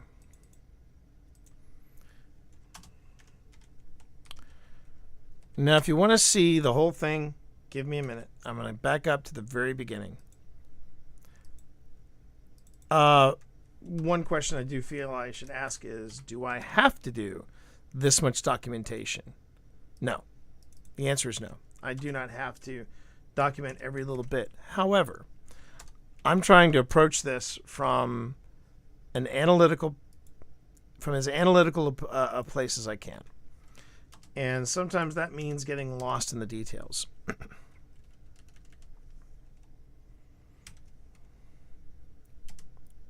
Oh. Okay, that time, yes. All right. All right. So let me just save all this. And that's 2 hours and 33 minutes. And let's see. We entered... We came into this room.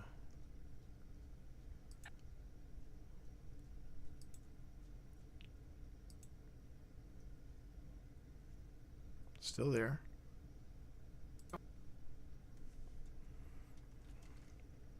So again, where you see pink up here is where a device goes off. But right in here, this track right here, you see all the pink back to back to back, that is this going off. Right, buddy? Right, yeah. Okay. So let's see what happens here. Okay. You want to pick the topic? That's great. He'll be a pain in your ass. All right. So, where you see that T activates Edison, that's me turning this on. And then the rest, well, we'll see how it goes. You want to pick the topic? That's great.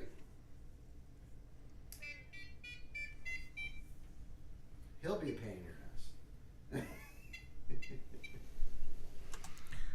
Real quick, EMF 101.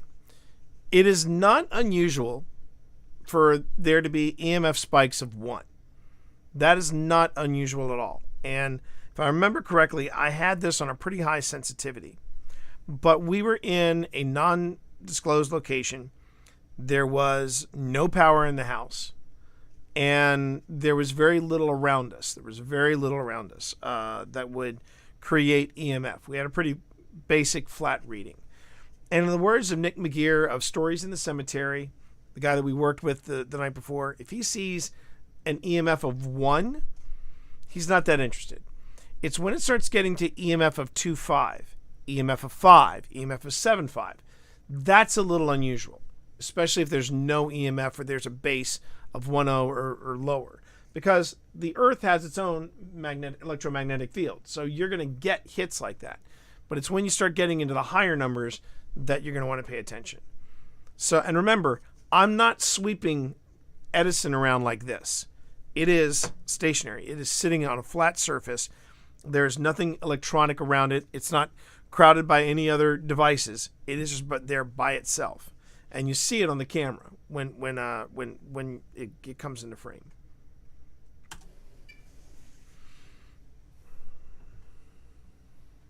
What would you like to talk about? Oh, wait, was that a flashlight response? It was a flashlight response, wasn't it? Oh, I didn't catch the flashlight response. It was already responding. Okay, never mind. What would you like to talk about? That was me. So I just put out the Edison, which is a spike. It's an EMF spike, and I made the sensitivity. I turned up the sensitivity just a little bit. Yeah. Mask. The light. Yeah. Again. I see you, Spence. Do you like music?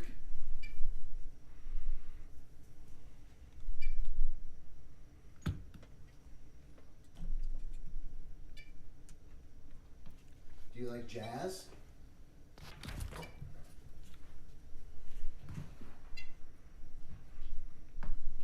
that a yes? Your phone? It's ringing. Oh, okay. T, do you have another battery? I'm all batteried Do you have out. a cable? Because all you need is the cable. That is the cable. Oh, but if you have a cable to go into that battery. Okay, let got me it. see if I have a spare. I'm not really sure. You may hear some faint voices in the background. I should probably explain that. Faint voices in the background is another party. There was the four of us from OSI, and then there was another party. There was the people that own the house and two other people who were on their first ever investigation. So they were doing something in the main room. We were in the back of the house. So just wanted to make sure that was also dispelled or debunked. You know what? I'm gonna follow you. We can just run my spirit box back here for a little bit. How do you guys feel about that? That's fine. Would you mind moving the puck a little further out? Okay. Like that? That sounds good. That's good. That's a good spot.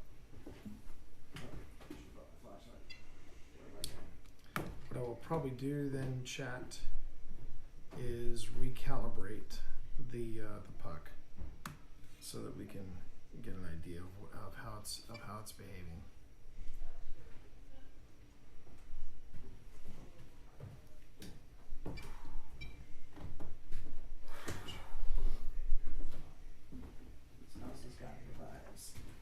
So, I'm glad you do. I love it. It's tearing my. I don't think it's the cheese. I'll play that one again for you. Listen for what's underneath me. I start talking about the house. Matter of fact, you might have heard that. That's me. That's me. I mean, I was fine the other night. And we had walked all around. Charleston, South Carolina, and I was fine. I was in a good frame of mind. I was in a good headspace. I got into this house, and it was just there was, as Phil said, there was a vibe to the house, and Phil was eating it up. I was not. There was a vibe in the house that was very unwelcoming, particularly to me. But listen underneath my voice while I'm talking. Listen underneath it. So, I'm glad you do. I love it. It's tearing my. I don't think it's the cheeseburger that's tearing my stomach. That's none of us. That is none of us.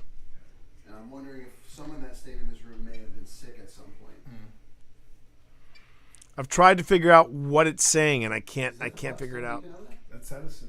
Edison's picking up something in here. Remember, one, not necessarily weird, but anything 2.5 or higher, it's worth somebody's attention. And just watch some of the numbers. Eddie beeped just now. He's just beeping again. Yeah.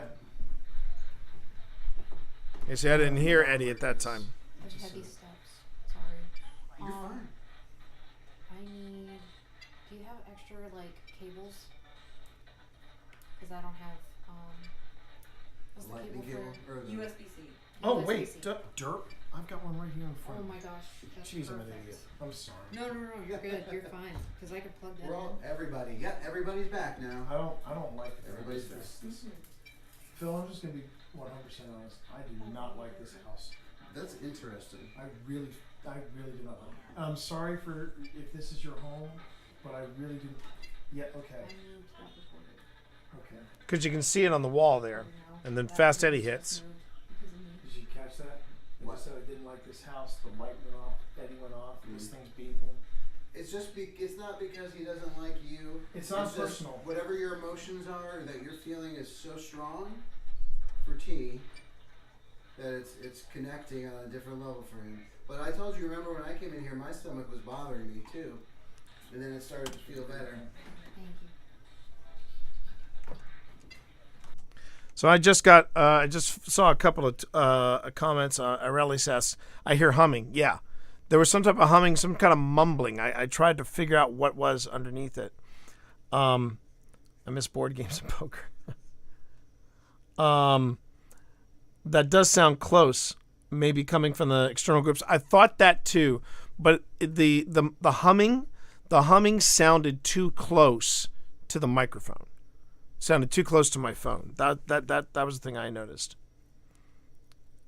Now you see, this is weird because I'm supposed to be getting comments from both Twitch and YouTube from here, and I'm not getting them all. I'm not getting them all. So if I'm missing any of your comments from from YouTube, I apologize. Because yeah, I should have been getting comments from both. All right, thanks, Spence. Thanks for hanging out. Love you. All right. Conduct. Oh, wait, Okay. no, this isn't what Oh, that's not the. This is for a microphone. Oh, for an iPhone? Yeah, USB-C. Oh, you need USB-C. Yeah. Oh, that I can hook you up with. Okay, thank That I you. got. I also have one too. Here, in here? Not in here. Oh, but- okay. I just heard what sounded like the other REM pod going off in that other room. Yep. Alright. Yeah, that was the If spirit anything box. happens on the spirit box, I will leave our tickety talk friends here. Okay. You got it. Okay. So Battery's dying. What battery? This one again. Again. Alright, TikTok, you guys hang out with them. And Hi, TikTok. hello, Tickety Talks. Here, I'll get that back to you. I'll wait for you, and then I'm gonna recalibrate this. okay. So chat, my chat anyway. Oh, although I know we have Boo and Zombies chat in here as well. Jeez. Just yes, yeah, we have a lot of people here that are friends, and they're watching with you. Is the camera on the Eddie? The camera's on Eddie, right? Yes. Okay, just making sure. Okay. That low humming you hear in the background, I just want you all to know that I is a think I'm car okay. from outside. It's just this house. I've never had a house like this. I've never had a site, not even Crescent, bother me this way. So I'm okay. Phil and the Ghoulie girls are keeping an eye on me, just so you know. So just thought I'd interject here that I'll explain the setting we were in. It was, let's just say, the house that we were in was not in the best of neighborhoods. There were a lot of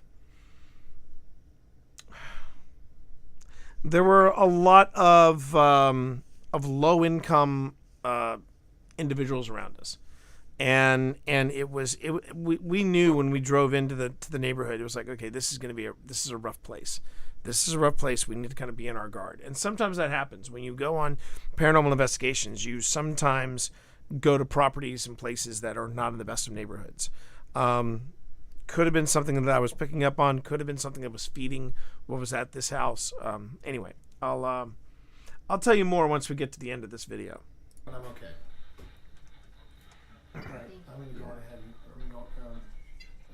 is it okay if I recalibrate this? Go for it. All right, I'm gonna recalibrate the grid, everyone, just so I can. Please hold. Okay, let's see what we got on this. Hopefully the sound's not bothering you too much. To say the least, Arelis, to say the least, some very questionable characters. Keep that in mind, though, after I keep that phrase in mind, because I have thoughts after we're done here. Do you know them? What was that? Is that ready? Deputy? I thought I heard a high pitch. Again, that was a spirit box. I heard a high pitch too. Now, this is me recalibrating Big G or the grid, because the grid follows both movement and tracks temperature and all kinds of things. So I just recalibrated it. Was your illness, did it have something to do with your stomach? Oh. We just got a huge spike. Yeah, I saw that. And the flashlight went on too. That went up to red. I didn't see the flashlight go off. Wait, what did yours just say? Blind? Hers just said blind. Yeah. too. Oh, I thought you were reading mine. No. Interesting. And this just said blind. Yeah. What does the temperature say over there? Okay, wait. This is reading All right. 73. Okay. That I want to back up on and listen to, because they're basically saying basically saying that there were several devices, and they said they heard on the spirit box blind. I want to double check that. Yeah, I saw that. And the flashlight went on too. That went up to red.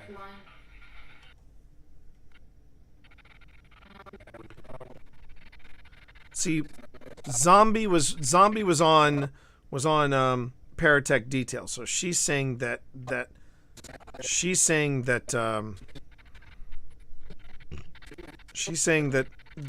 somewhere in there Paratech said blind. Let me just see if I can find that. What? Cat? Do you want me to turn you into a slipper? Stop. Stop.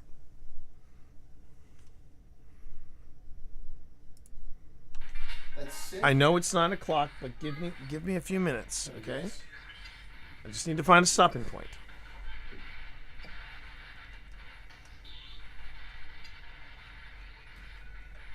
Whereas your illness, did it have something to do with your stomach? Oh.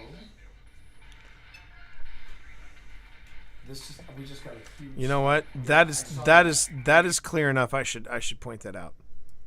I should point that out.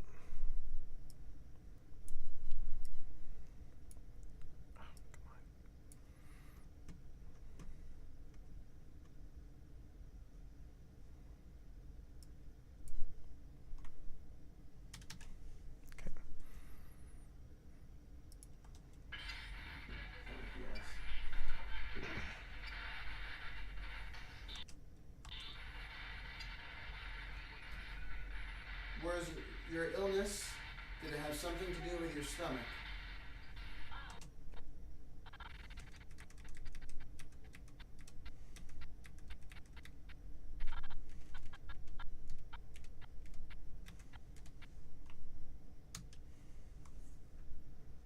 Oh, come on. Don't be like that. There we go. Okay.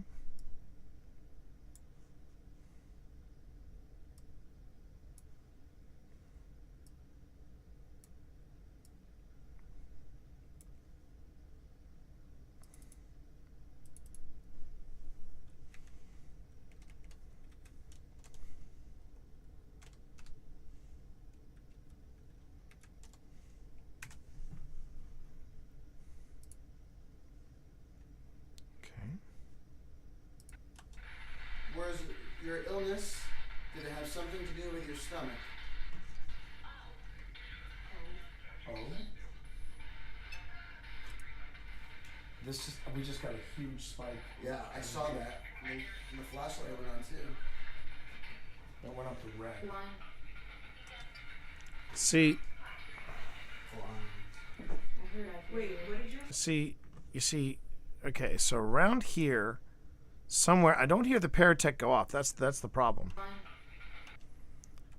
All right, she says that the Paratech went off. Huge spike. Yeah, I saw that. And the flashlight went on too. That went up to red.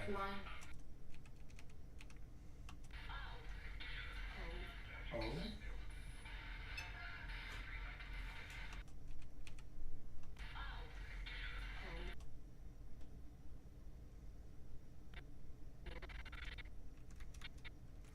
And I just heard Fast Eddie beep. I just heard Fast Eddie beep as well.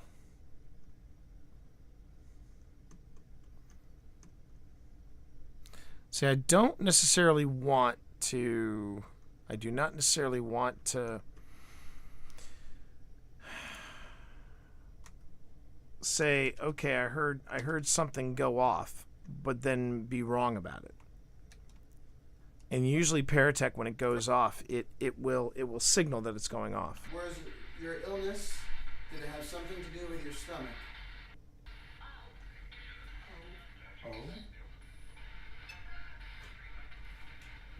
We just got a huge spike. Yeah, I saw that. And the flashlight went on too. That went up to red. That's right. I think it's right there.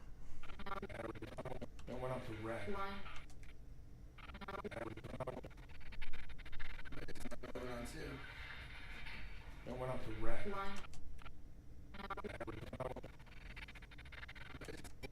flashlight went on too. That went up to red. Blind. Ah, that's where he hears it.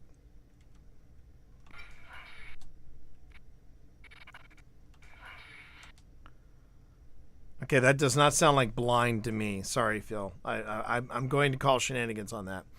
It's very hard when your partner hears and claims stuff happens that you cannot corroborate.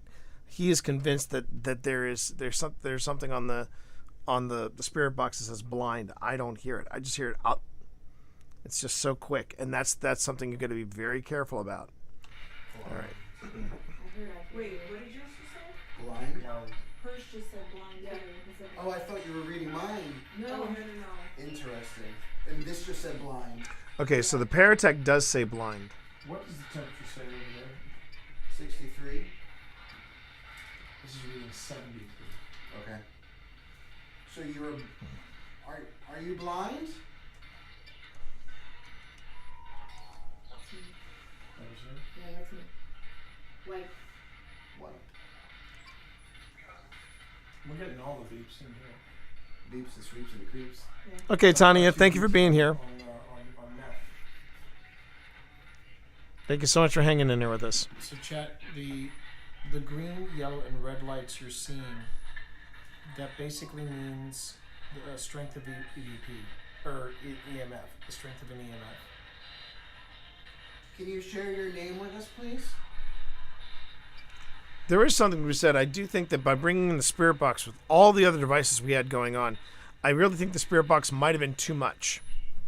Because I can't tell what I'm hearing certain beeps, and I think it might be this, but I don't think it is. So there's a lot of things going on here. Flesh.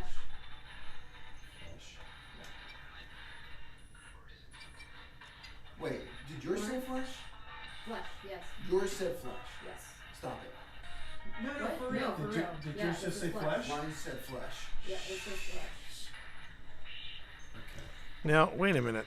Now, this time, though, in Phil's defense, I did hear him, I did think I heard something earlier say flesh, like the spirit box. And again, chat, if anybody has any questions about what we're doing, if anybody has any questions about the devices that we use, anything at all, feel free to ask. That's part of why I'm doing this.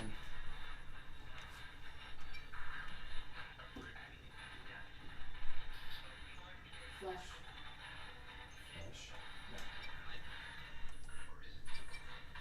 Wait. Oh, damn it. Where? Wait.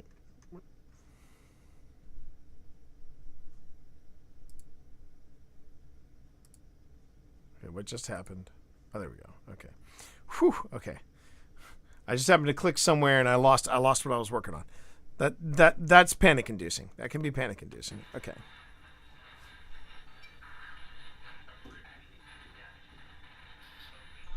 Flesh. Hang on.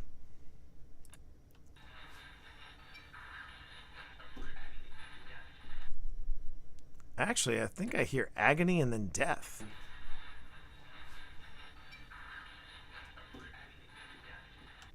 Yeah, I hear agony and death right there. You can. Just going to boost the audio there.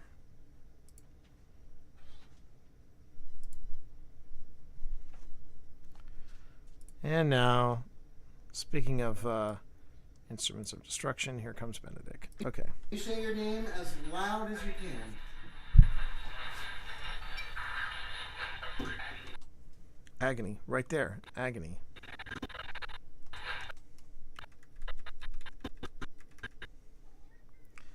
Benedict, don't test me. Please don't test me. Because I know you will. Okay.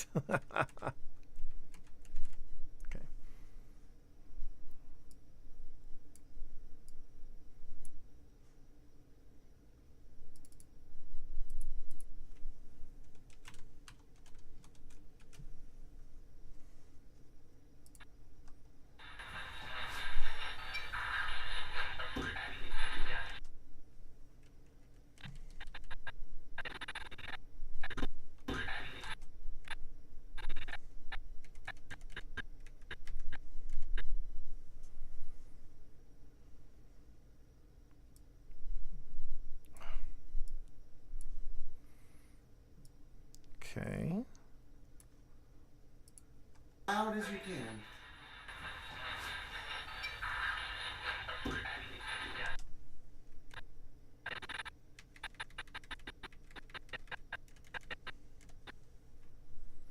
It's very quick. It's very, very quick. It's the stuff you catch in the second pass. That's the part that always freaks me out. Okay.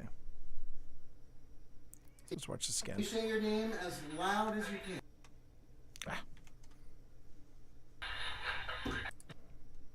Box. Can you say your name as loud as you can?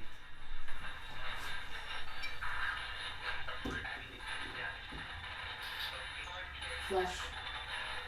Flesh. Yeah. Wait, did yours say flesh? Flush, yes. Yours said flesh. Yes. Stop it. No, no, What? for real. No, for Did, real. did Yeah, yours this just is say flesh. flesh? Mine said flesh. Yeah, it says flush. Okay. And hi, Pip. How you doing, baby? Philippa Ballantyne. That's my wife. You're saying that the temperature on GS2, it's dropping. It's basically calibrated at 78. It's fluctuating from 73 and 72. I can't see eddies. So, 63 and rising. and it's rising. Yeah, it's at 62.9 when it came in at 63.1.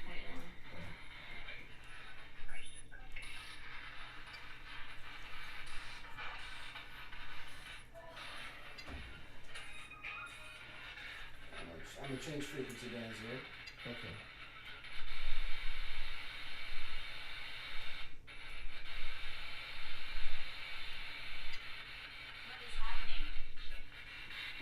That was Ghost We 2. want to know as well.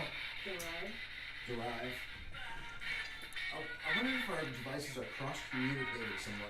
I don't know. Because we both are getting the same words for the last 3 words. Well, how would the how would the Oh, that's true, because you would have to be connected to the Bluetooth on my device. Yeah. Okay. So, yes. Alright, we're gonna try this again. Our ghost worked at Best Buy. Who's here with us right now? So, if I understand right, what just happened there, and I got to double check this. I got to double check this with Phil when I show him this. I think we just debunked ourselves because apparently the devices, the ITC devices, which are the Spirit Box and the Paratech, apparently they were using the same. They were on Bluetooth, and because they were on Bluetooth together, there's this. I think they were getting a little bit of overlap of the same answers. Now, I've never seen it. I've never seen these Spirit Box or these types of word bank devices do that before. So I need to check with Phil and find out. Okay, what happened there? Did we debunk it, or was that just something really weird happening? Because for a while there they were getting the same answers, and yeah, doesn't quite make sense. But I think Phil and Zombie just debunked that moment. Okay, so let's pick it up where we left off. You're with us right now.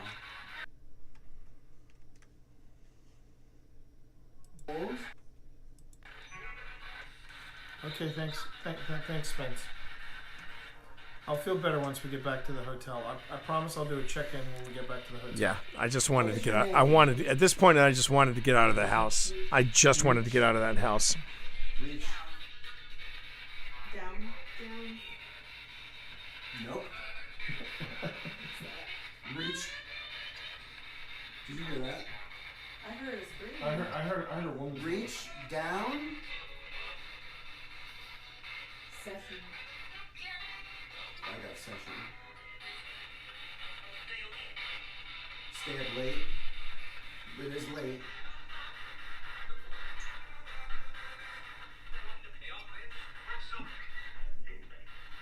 Medication. I heard it is late. That's what I heard. Yeah, I heard that.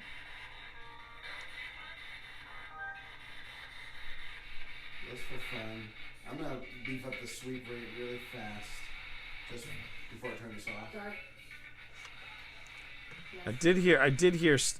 I'm not hearing some of the other stuff. I'm not hearing the other stuff that Phil's claiming, but I did hear stay up late. I did hear stay up late. So I'm gonna give that a shout. All right.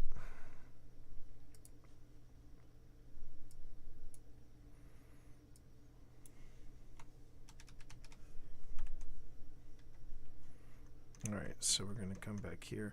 Yeah, these are the final touches that I need, and then after this, it's really me and Phil just sitting there, and we're gonna be hopefully reviewing this together.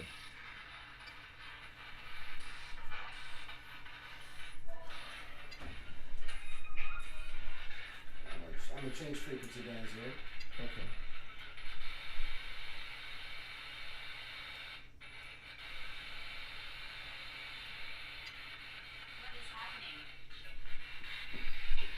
We'd like to know as well. Derive. I wonder if our devices are cross-communicated some way. I don't know. 'Cause we both are getting the same words for the last 3 words.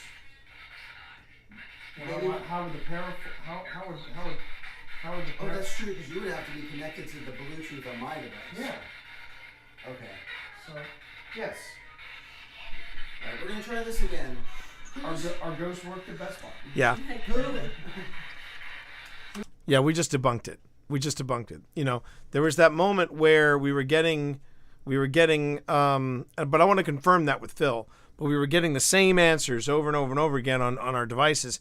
Turns out Zombie and Phil were both connected. Their devices were reading something that was connected to the same device. So they were getting basically duplicate answers. So debunked. And I'm actually proud of Phil because Phil debunked that. Phil actually debunked that. Usually I'm the one doing the debunking. But he did that. So good on him. Good on him. Well done, past Phil. Who's here with us right now? You're very old. Okay, thanks. Thanks, Spence. I'll feel better once we get back to the hotel. I promise I'll do a check-in when we get back to the hotel.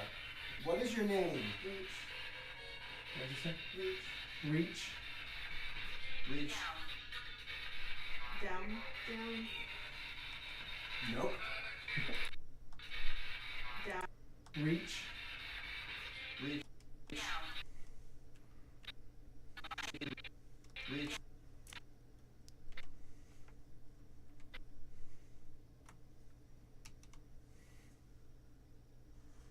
Oh, did this just F it up? Laura, are you here? Yeah, it did. Darn it. It's right around there. Reach. What did you say? Reach.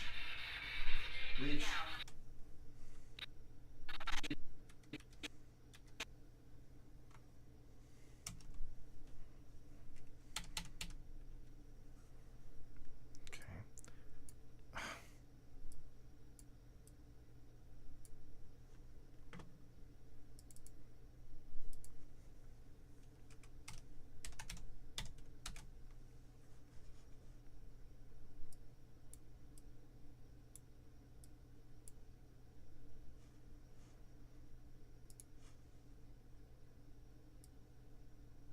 All right.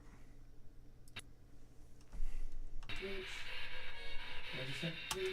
Reach.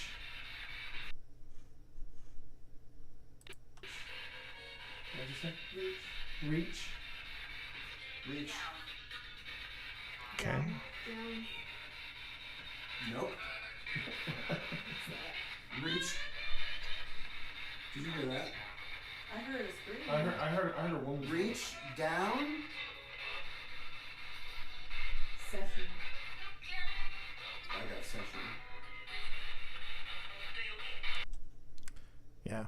I heard that.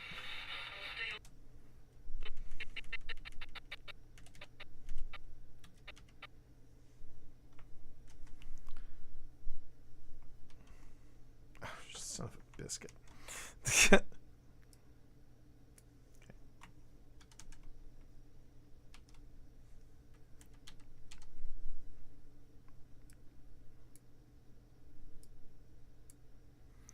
I wouldn't say this was the best EMF session, or sorry, spirit box session that we've ever had, because we've had more like responsive, more oh,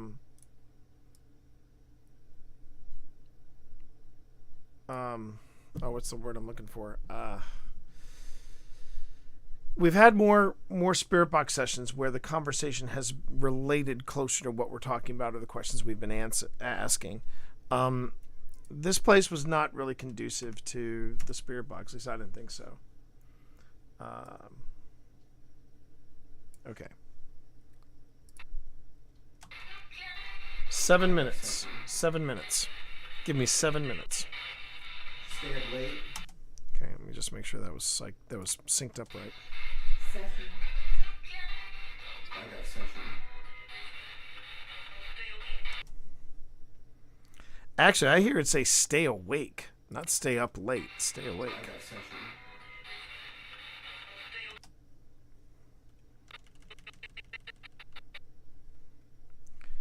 I'm going to say, Phil, it's not stay up late, it's stay awake. Which would be more appropriate considering the time that it was when we were recording this. But there was another one in the middle here. There was another one in the middle. Did you hear that? Reach. Did you hear that? I heard a scream. I heard a woman. Reach down. Session. Yeah, sometimes I don't get me wrong. I love Phil Rossi. I love the man. I love the man more than sharks love blood. But let me tell you something, chat. Sometimes I feel like Phil hears. He sometimes really wants to hear something that's not there.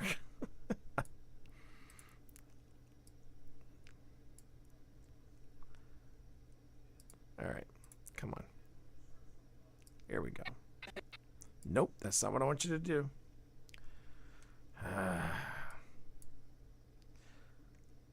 Now, what you're seeing here isn't. It's basically me. Oh, that's right, derp. Okay, I'm having a moment, everybody. The reason I couldn't drag that any further was that there was no more footage for me to drag. Derp. Okay, let's try again. Session. Yeah, right there, so clearly.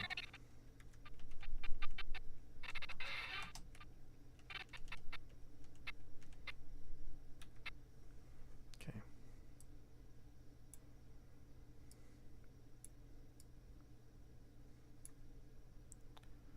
All right. Now. 53, 41, 10. Okay.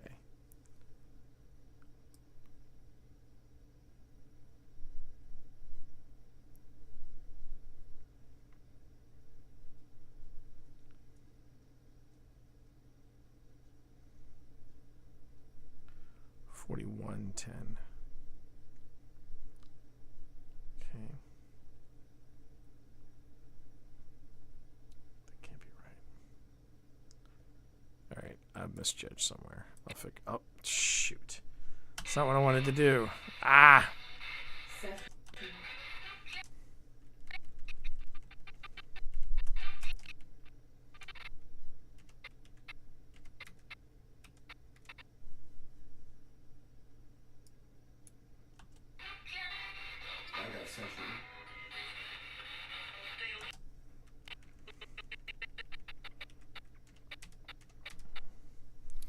All right.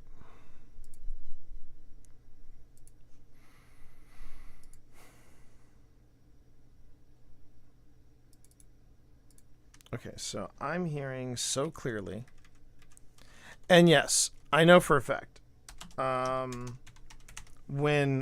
When people debunk the spirit box, they usually throw in different words that sound similar or sound very much alike. It's one of the things that you take a risk with the spirit box, which is why I'm trying to point out only the stuff that really pops. So I heard a woman. Reach down.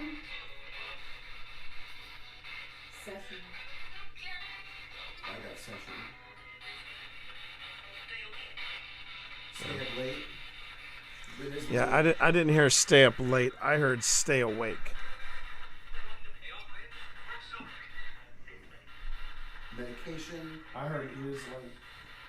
That's what I heard. Switching TV, phones dying, night all. Good night, Weekend. Thanks for sticking out with us. Thanks for staying up late and sticking around with us. I do appreciate it. Have a good night.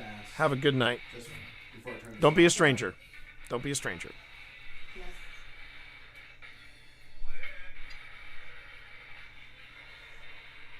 Meanwhile, we're getting pops on this, like in the 2 5s and the 5s. When? I heard it say when. Yes, it is. Check it.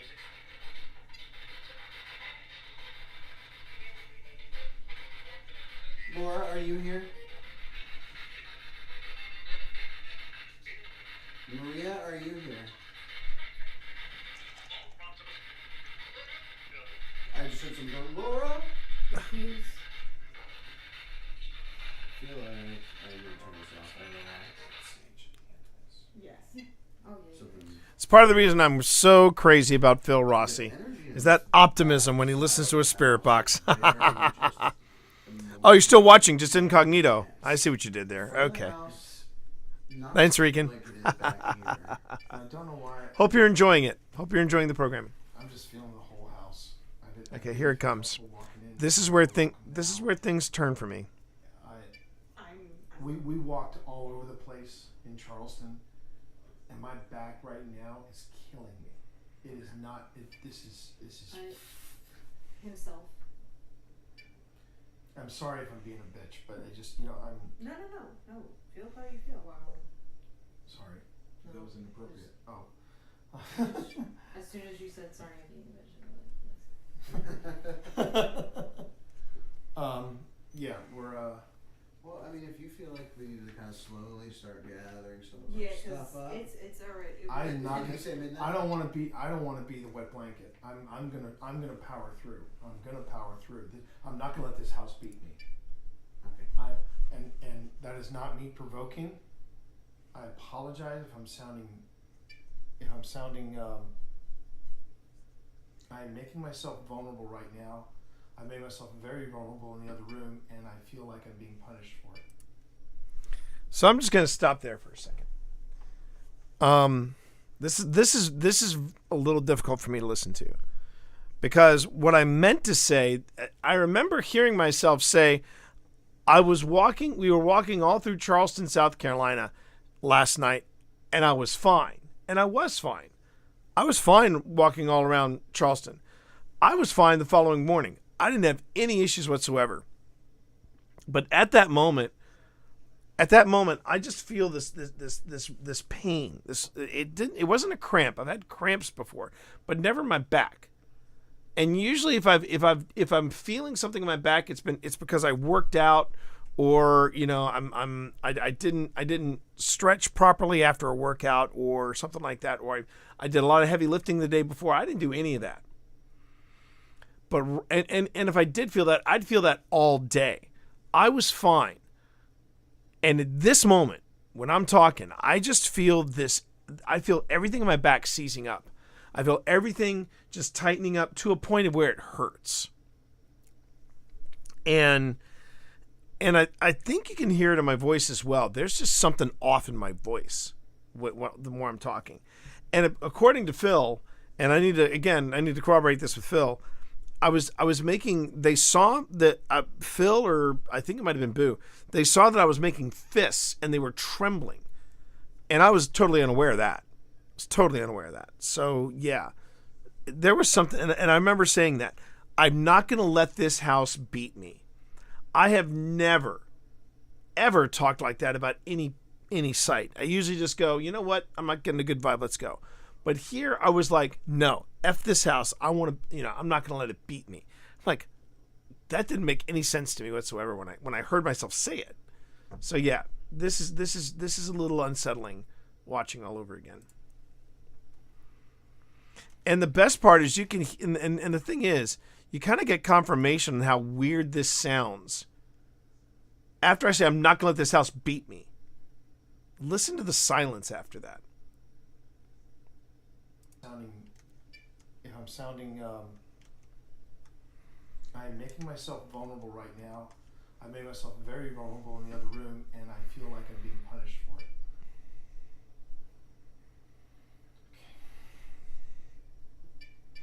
It's right there. It's that I feel like I'm being punished for it. If there's any of my spiritual team here with us, you know who you are, and I think you follow me on some of these adventures. I think one of you was always very curious about this. Yeah, And then we get that. And then we get that. I remember that. Should we leave this room now? And look at what's going on with Edison. So let me back this all up. So I basically talk about the house. I basically talk about how I didn't feel comfortable coming in this house. I didn't like this house. And when I said I made myself vulnerable earlier, what had happened was earlier in the investigation, we were uncovering a narrative, and I'm going to talk a little bit about that at the end of the stream. We were talking about a narrative. There was a narrative that was unfolding of what it sounded like a mother asking for forgiveness. And I said, I am not a Christian. No, sorry, let me phrase that. I am not a priest. I said, no, I am Christian, but I am not a priest. I said, I am not a priest, but I am Christian. And if you want forgiveness, you have it. You already had it. But if you want to hear somebody tell it to you, you have it. So I was making myself vulnerable there.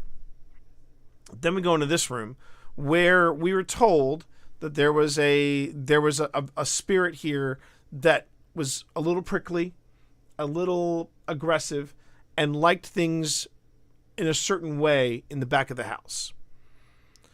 And according to that narrative, I disrupted that by telling this one. It sounded like somebody in pain, and I said, "I am not a priest, but I am Christian. If you want to hear somebody say it, you have forgiveness. It's what we believe. It's what we believe, and you have it." So I made myself pretty vulnerable. But then just listen to and the course of events that happens around this. It's a little weird. It's a little weird. No. Feel how you feel. Wow. Sorry. And I was stunned when I totally had no recollection when I said I hate sounding like being a little bitch or something like that. I was like, reviewing it right now, I go, whoa, who are you and what have you done with the real T. Morris? I'm just like, okay. Intense. The front of the house, not like it is back here. Well, I don't know why I'm just feeling the whole house. I didn't feel comfortable walking in. I don't feel welcome now. We walked all over the place in Charleston, and my back right now is killing me. It is not. This is. Himself. I'm sorry if I'm being a bitch, but I just Sorry if I'm being a bitch. Feel how you feel. Wow. Sorry. That's just. Oh. I don't talk like that. As you said, sorry, I'm being a bitch. At least I don't think I talk like that. If I do, I got to clean my act up. Well, I mean, if you feel like we need to kind of slowly start gathering some of our stuff up. It's already. I'm not gonna say midnight. I don't want to be the wet blanket. I'm gonna power through. I'm not gonna let this house beat me. It's that tone right there. That is not me provoking. It's that tone right there. I'm not gonna let this house beat me. If I'm sounding It just sounds weird coming out of me. Vulnerable right now. I made myself very vulnerable in the other room, and I feel like I'm being punished for it.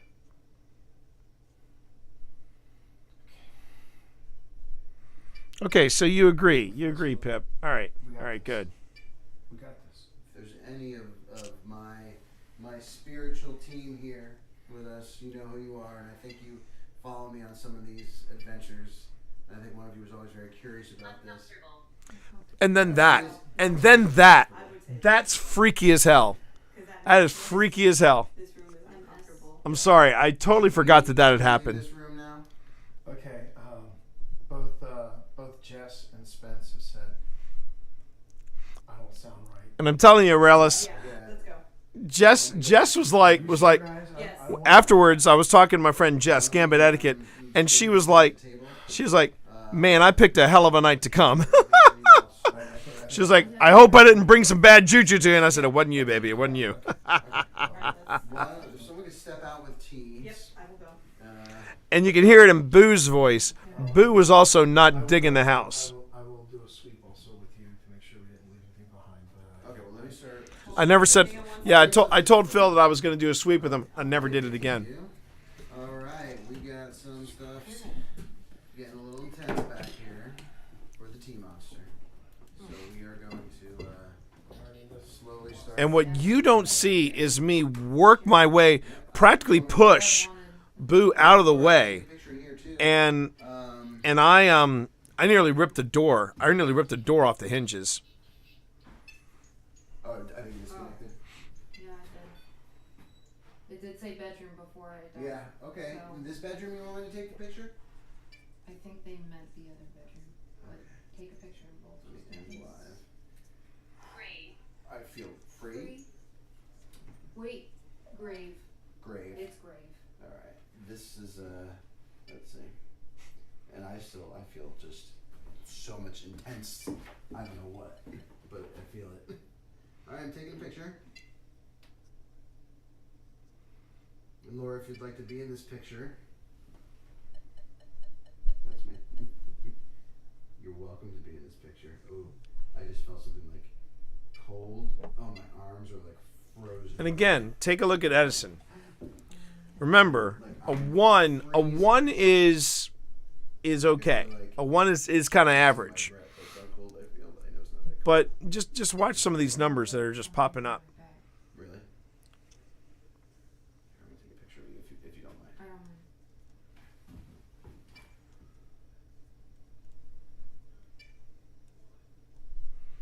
This thing was constant. This thing was absolutely constant. That's me. You still feel it? Yeah. Alright, let me come over there. See? Move teas a grid. I don't know how to turn this off. I'm standing next to you. Very cold.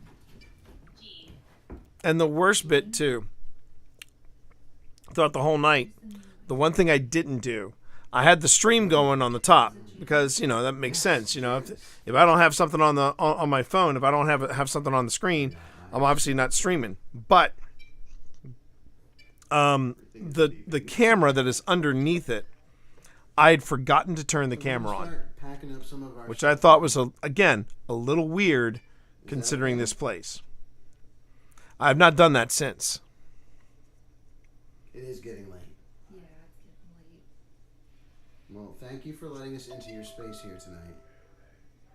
We really appreciate you taking the time to communicate with us in so many different ways. Yeah.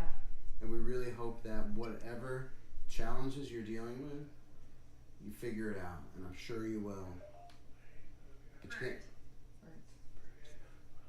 But you can't. Now that's the voice you hear. That's the dude who owns the place. People starting to take care of this home. And hopefully you can figure out what you need. Keep that in mind too. Keep that in mind too. I'm going to talk about it after I take a short break because I need to get Benedict his nighttime meds.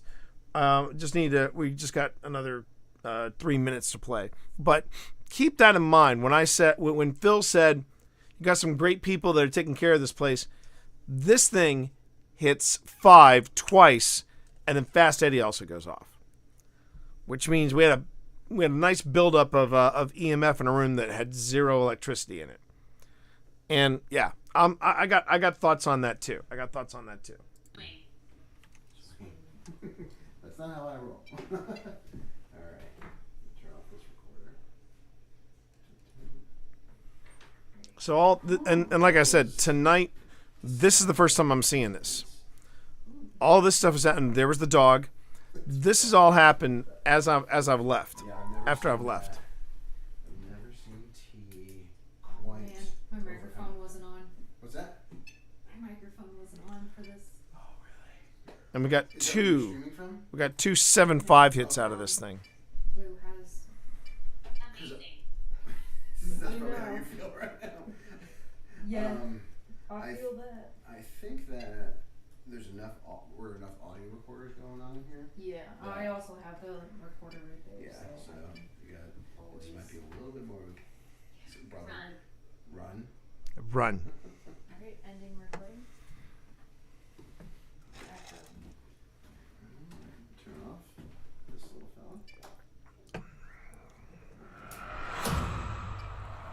fella. Thank you for that sub. Hey, we having a stream, baby, with Rogue Lyshaw. Thank you very much. Let's go. Rogue. Gotta name that stream, baby. Gotta name that stream, baby. Let's go. Stepping into this spot. I got weird pain in my eye. What happened to that Reese's? Is it not there anymore? It's up here now. Just can't name it Max. I'm gonna ask. Can't name the stream baby Max. Not after Verstappen. No, not happening. That was expected, right? I mean, look at that thing. My husband's gonna be pretty upset. Oh, really? Oh, that's right. Wait a minute. Hold up. Hold up. Hold up. Hold up. I'm going to hear that again. And my phone shut down. Okay. That was expected, right? My husband's gonna be pretty upset. Okay. Okay. That was. Oh, she just. I heard that moan. That was actually zombie. That was zombie. A. Battery is completely dead in this. All right, definitely gonna have to make some trips. Yeah. This will be trip number 1.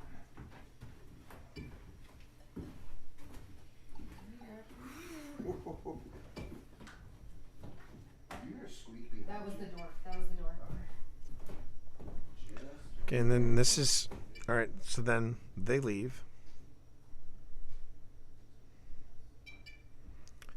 The mumbling of the voices from the other room, the front room. And then that was the thing.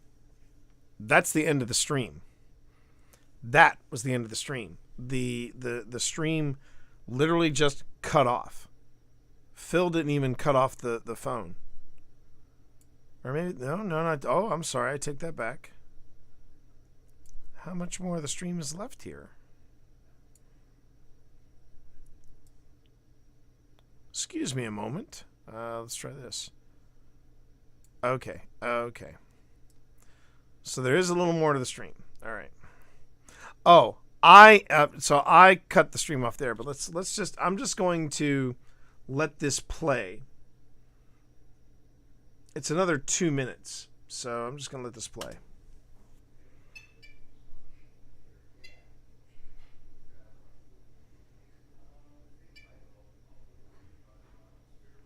Off camera is this.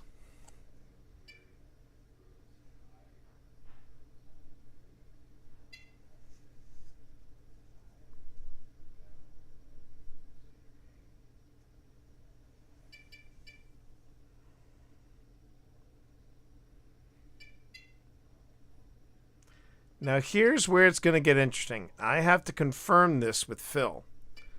You notice in the back the grid. You notice in the back the grid dimming and then getting brighter and dimming again.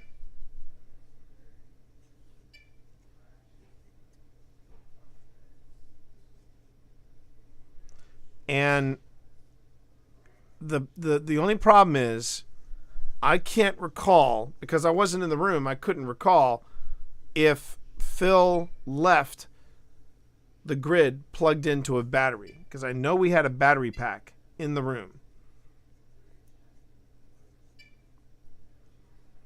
The other thing is I'm noticing that the grid is not compensating. It's not getting brighter again. It's dimmed and it stayed dim. That could be something credible. That could be something credible.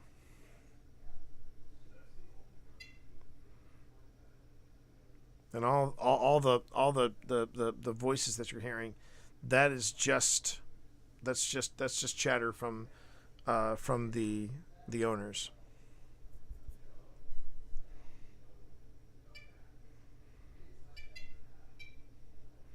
And meanwhile, this thing is just ridiculous. It's just endless. Wait a minute.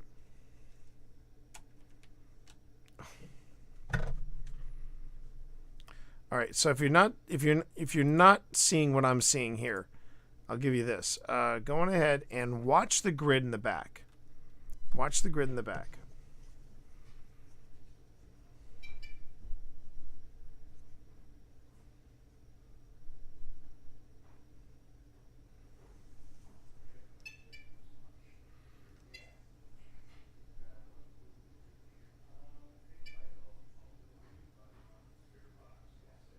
It's right there.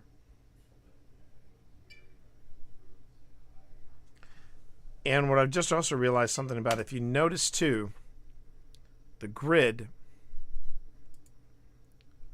doesn't really change after Phil and Boo leave. Phil moved the grid out of the way. It's pretty steady. It's pretty steady here. It's not like it's getting brighter or darker or anything. If it was not on a battery, and by this time I'm pretty sure I had this plugged into a battery. I'm gonna have to check with Phil after stream, of course. But watch it here.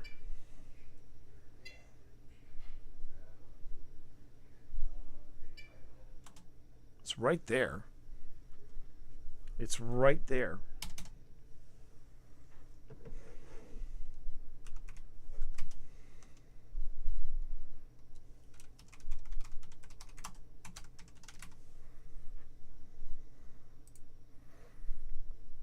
Okay. It's right there.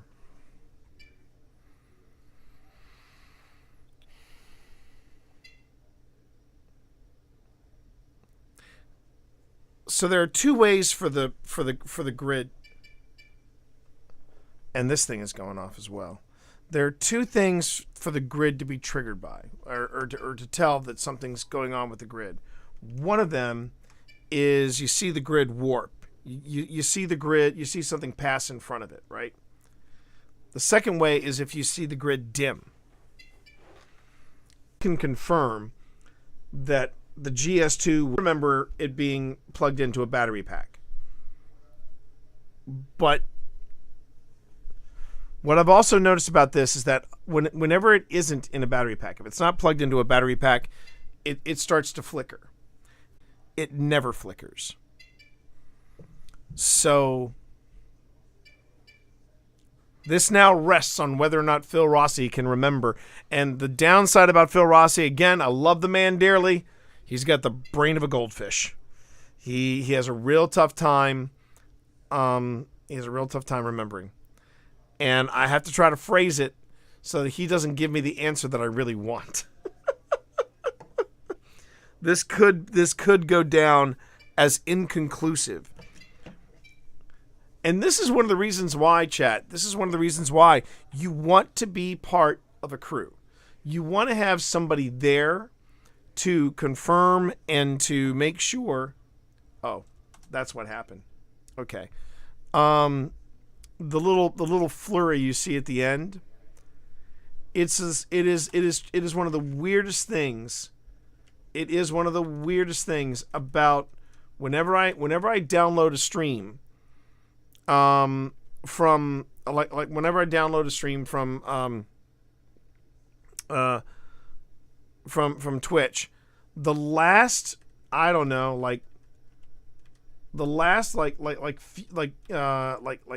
an hour suddenly goes into this weird time lapse. So yeah, so it, I can't even, I have to go frame by frame to see who's doing what. See, that's Zombie. And Zombie's picking up the last bits, and I think he probably left stream running. And unfortunately, I doubt very sincerely if any of this is if any of that is salvageable. But that thing with the grid, I'll have to follow up with Phil on that. Okay. I'm not done with stream yet, everybody. I'm not done with the stream yet. Okay, I still have a few things that I want to look at before we call it. But I do want to feed Benedict his end of the day pumpkin treat because he loves his pumpkin. And yeah, I want to make sure I take care of that. But so far, I think the stream is going really well on both YouTube and Twitch. Thank you, everybody, for joining me on the respective channels, on the respective platforms. This is something new that I have never done. I have never done an in-studio multi-stream, and it's been kind of cool. I'm kind of digging this. Phil seems like he makes a great... Phil seems like he makes a great teammate. Here we go. Whoops. It is very important to investigate people you know very well, even down to the abnormal sounds they make. Yes, and that's the thing. And now keep this in mind too, creeps. One of the things you got to know about me and Phil was, and you've probably seen this when I say it all started with the video game. Phil invited me to play Phasmo, and then we started playing Phasmo together. And based on that, it led to this. It led to us doing the last thing in the world I ever thought I'd see myself doing, which is paranormal investigation. Of course, when I talk to old friends of mine, they go, "Oh yeah, I could see you doing this." So I'm just like, okay. Phil knows me better than I do.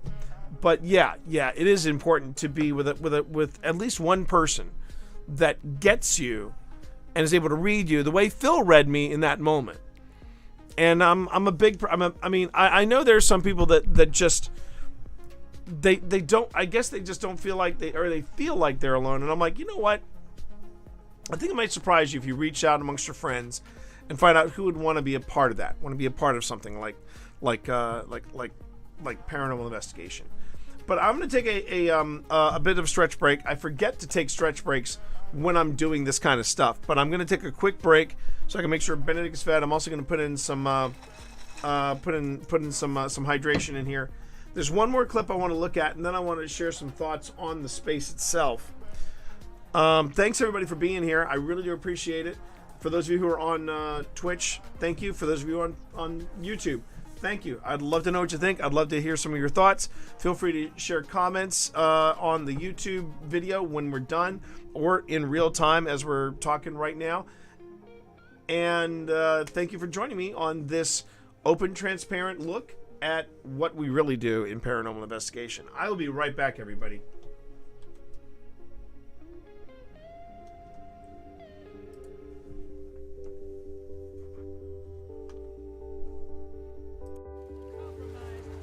I'm gonna go look for the invader. I'm willing to bet probably Steps.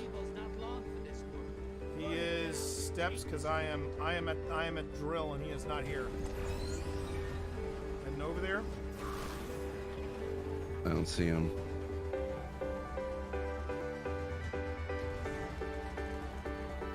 Yep, there he is. Got him. Woo! Let's go, baby.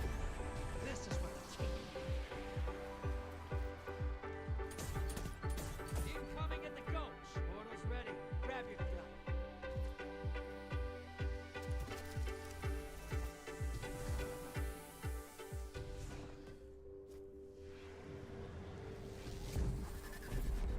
This is what the taken feel. Revel in this. One down. That's two.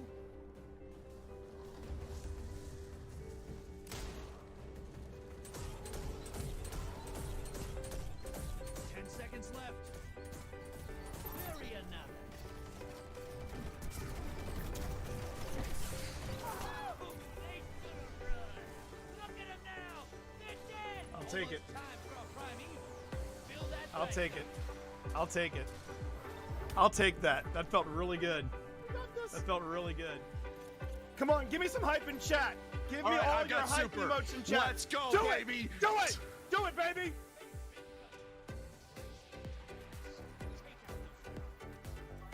All right, I've Hang got in a there. super going. All right, they are right in front of you. Throw it. Hit it, baby. Hit it. I got some, baby. Oh my God, he got him.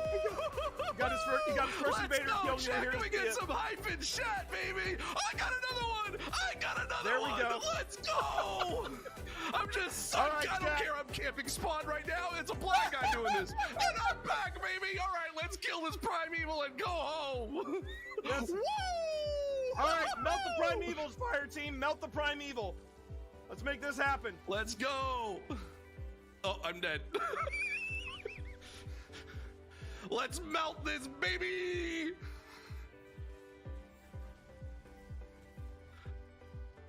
Let's hit this. Let's hit it.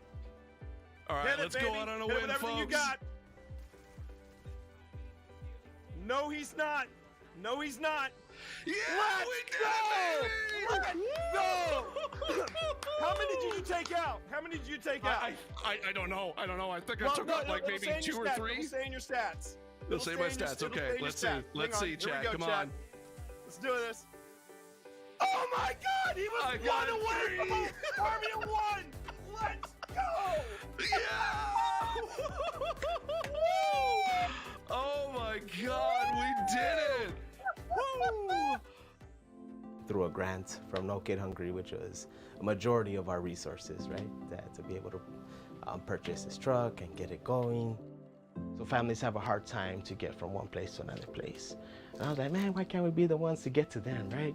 And we could lift off that burden, you know, eliminate that barrier and be able to serve our students, our families, in a way that they feel like we actually care for them.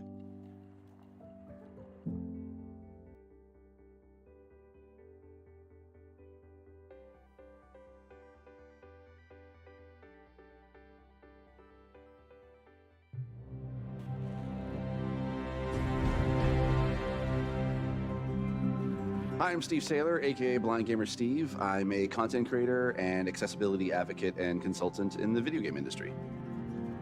My name is T Morris. People call me T. They call me T Monster. I also go by Twitch Dad. When I started looking into wanting to stream, I had known this dude here for about, I think about 10 years at that point. And so I reached out to him. I was like, hey, you know what? I know you play Destiny. Would you be cool at kind of helping me and guiding me through the game? I've never played it before. This is when I gave you a little bit of honesty. I said, are you sure you want me? Because if you see me play, so you know how bad my aim is. It'll be the blind leading the blind. And he went, that's what we'll call it. All right, there's the Traveler. There's the Traveler in front of us. Let's go. Walk forward.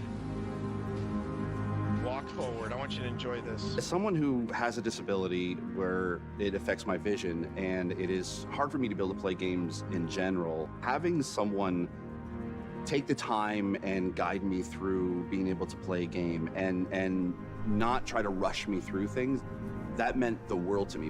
Where's that? All right. Oh, there he is. Yes! Yes! Oh, yeah!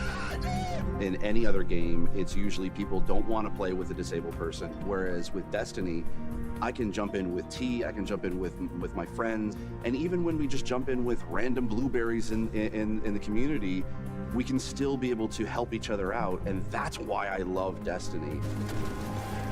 Did you shoot my friend? That was a bad choice. It's all about being able to reach out and pick someone up and being like, we can do this together.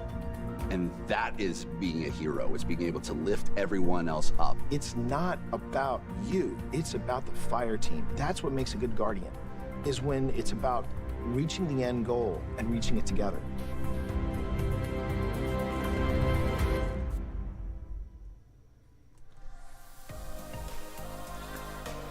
I am still super proud of being a part of the Heroes Welcome campaign and being able to do that for the folks at Bungie. Seriously. Okay, didn't realize it was 10 o'clock. But as you can see, Benedict did get his, he got his pumpkin power. I'm looking for the kittens. I don't see the kittens anywhere. Let me see if the kittens have absconded to the bed. Log in? Really? You want me to log in? Okay. So I'm looking at the conversation going on between Creeps and Arelis, and in YouTube, and I have thoughts. And I wanted to make sure I shared those thoughts with you all. What happened to the camera with Moneypenny?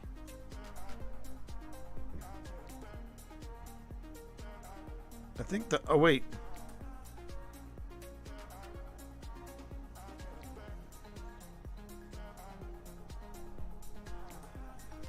I think the Moneypenny camera has fallen somewhere. I'll have to take care of that. So let me just you know, kind of touch on some of these things. For one thing, you know, you say I'd love to ghost hunt, but I'm a big chicken. And here's the thing I would say about ghost hunting in general. You know, I would say the thing about ghost hunting is it doesn't necessarily have to be an intense experience. Now, you know, Creeps Arelis, I know I met you all through the paranormal community online, you know, on these different shows that we frequent, whether it's Paranormal Quest, whether it is Amy's Crypt, whether it is Paranormal Encounters or Adelaide Horizons. But I realized something about all of these shows. One thing that they have in common that I think Old Spirits kind of goes against the grain, and I'll give you a good example. Amy's Crypt. I would absolutely love to go on an investigation with Amy and Jared. I love those two. I love their products. I love what they do. That being said, I realize when I think about it that the places that I would want to take them may not be intense enough for what they normally do. And let me give you an example. Let me give you an example. One of the places that I had a great time, and I think Amy and Jared would really enjoy, was a place called the it's called the Dunlora Inn. It's this lovely bed and breakfast in Mineral, Virginia. That was our Christmas special for our first season of Old Spirits. Currently, we're actually planning a Christmas special for this year for Old Spirits, and it's going to be at a place called the Jefferson Hotel. The problem is these places I don't think are intense enough for Amy and Jared. They're doing Dracula's Castle. They're doing a penitentiary. They're doing an insane asylum. They're doing a boys' school that had a lot of tragedy and a lot of scandal. And the problem, Arelis, is that those places usually will yield a very intense experience. But like one place that I would love to take Amy and Jared, but I would have to tell them, I don't know if this is the experience that you're looking for, but they might be able to play an angle on it, is the Jenny Wade House. It's where we took Steve Saylor, Blind Gamer Steve, for his first ever hunt. And there was nothing malicious, nothing terrifying there, but it was challenging. And it was it was intense. It was defying what you accept as normal, right? And another place that Pip and I went to, and we had a great time there. I don't know if there was anything malicious there, but there was definitely a vibe there. It's a place called the Wayside Inn. It is the oldest operating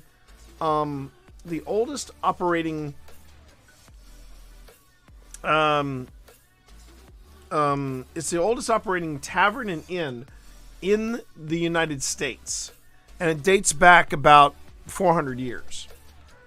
Actually, sorry, 300 years. 300 years and some change. And yeah, not every experience is some scary. There's some intense but truly beautiful moments that you can have when you're studying the paranormal. And I can't speak for Creeps. I don't know the kind of places that you go to, Creeps, but I know that for myself, I can count on one hand the amount of places that I've gone to that have been intense, and equally terrifying.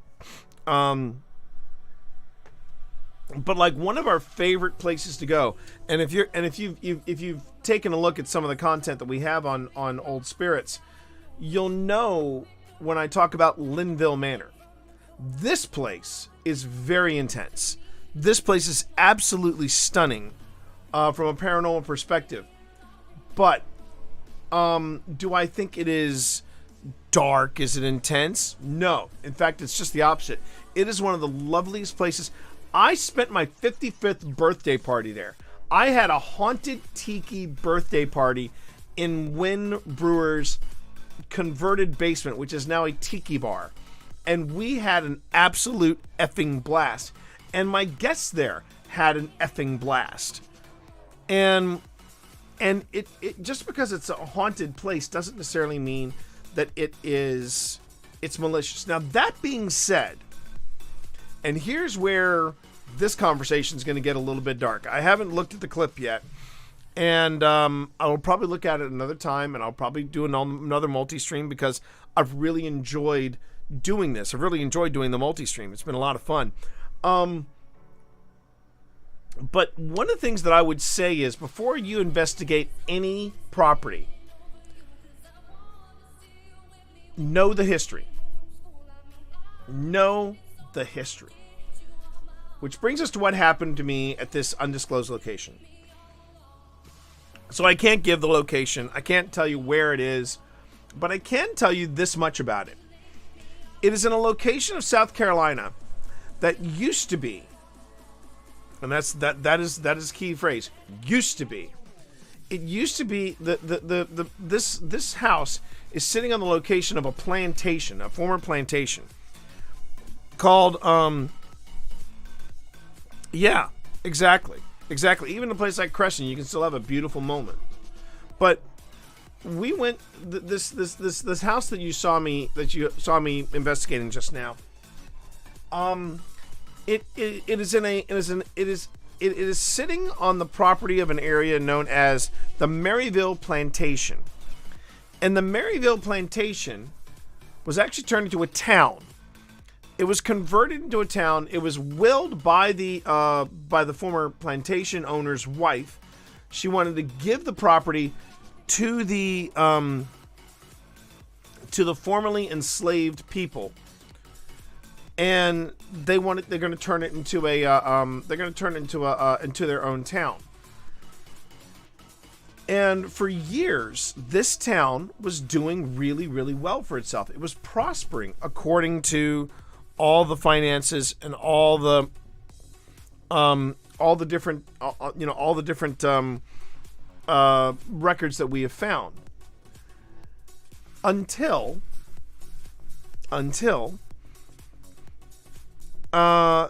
there were three merchants. There were three white merchants that came into the town, and they basically said, we don't feel comfortable paying taxes to, and they of course were using the N-word.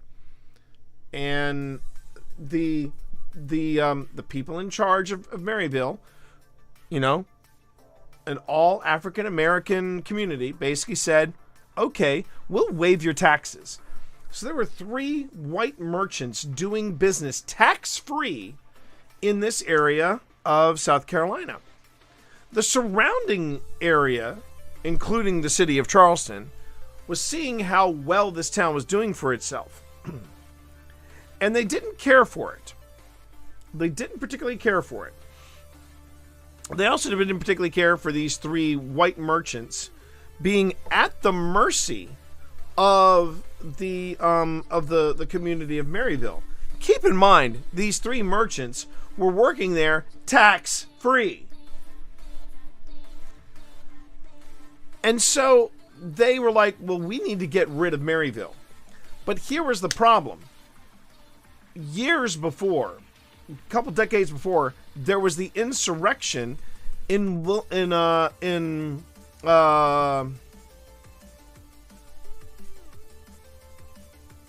Carolina, Wilmington, North Carolina. There was an insurrection in Wilmington, North Carolina. And then barely a decade before this period in time, there was the Tulsa Massacre. So you got the Tulsa Massacre and you've got the Wilmington, North Carolina insurrection. And the folks in South Carolina were like, well, we got to figure a different way of sort of making this town go away because, you know, this. So what happened? They took it all the way to the South Carolina government. And the state stepped in and said, we're revoking your charter. And they didn't really give a reason why. They just said, we're revoking your charter. They fought it. They fought it for years. But the overwhelmingly white South Carolina government of that day and age basically said, you need to, you know, we're doing away with your town's charter, and it worked. That's what happened in this place called Maryville. That's the property that this house was sitting on. And when you think about the bad juju that could stir up, coupled with the fact of what would happen on your average southern plantation. And here's the thing that's getting me worked up talking about this. The people that own that house had none whatsoever, any idea of what the history of this place was. And that's the thing. They thought they were basically, oh, we've got these real pleasant spirits here, and then there's this one cranky one in the back. You just don't provoke him, and he'll leave you alone. But he's cranky. He'll say some nasty things to you, but that's about it. That's all they told us about the house. That's all they told us about the house. And you dig into the history, you find out a lot of stuff. This community, this African-American community of Maryville, had a school. Again, they had a school somewhere in the boundaries of Maryville that taught formerly indentured servants a trade. And all of this, you know, and no, Pip, I don't think it was that. I think if they had known the history, they would have said something. Because what happened to me in that house, I'm not exaggerating. What happened to me in that house, it was yeah. And we have uncovered creeps. We've uncovered a lot after that particular happening. But it was clear to me that the people that owned that house had no freaking clue, not a one, of what was there. Hey, how you doing there, Panic? Oh, sorry, I gotta pause this conversation real quick. Panic, how did the interview go? Did everything go smoothly? How did you feel about it? Yeah, I am a tipsy bear. Okay.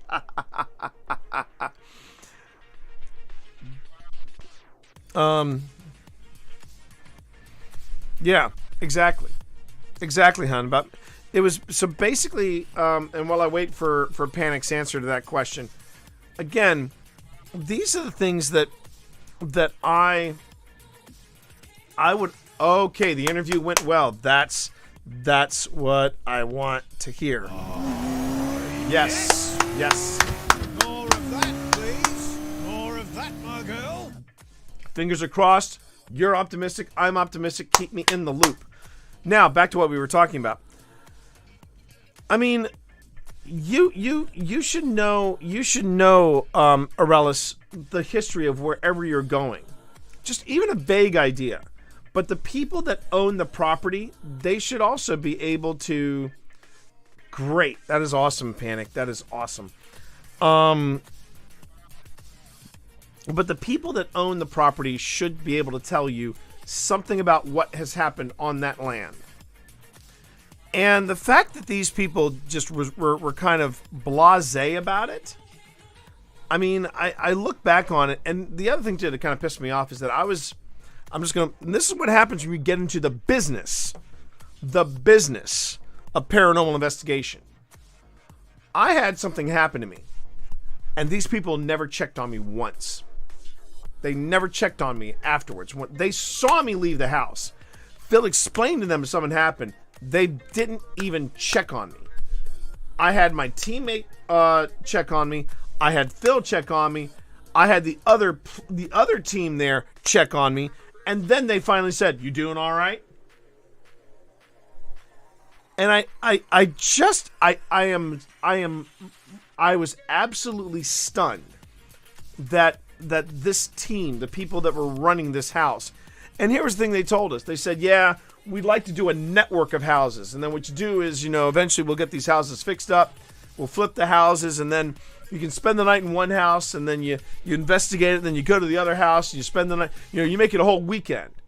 So they had the angle, they had the hustle going on, but they have no freaking clue, I think, what transpired in that area. And when I said when I mentioned to you, Aurelis, the unsavory people that were in that area, there was some dude.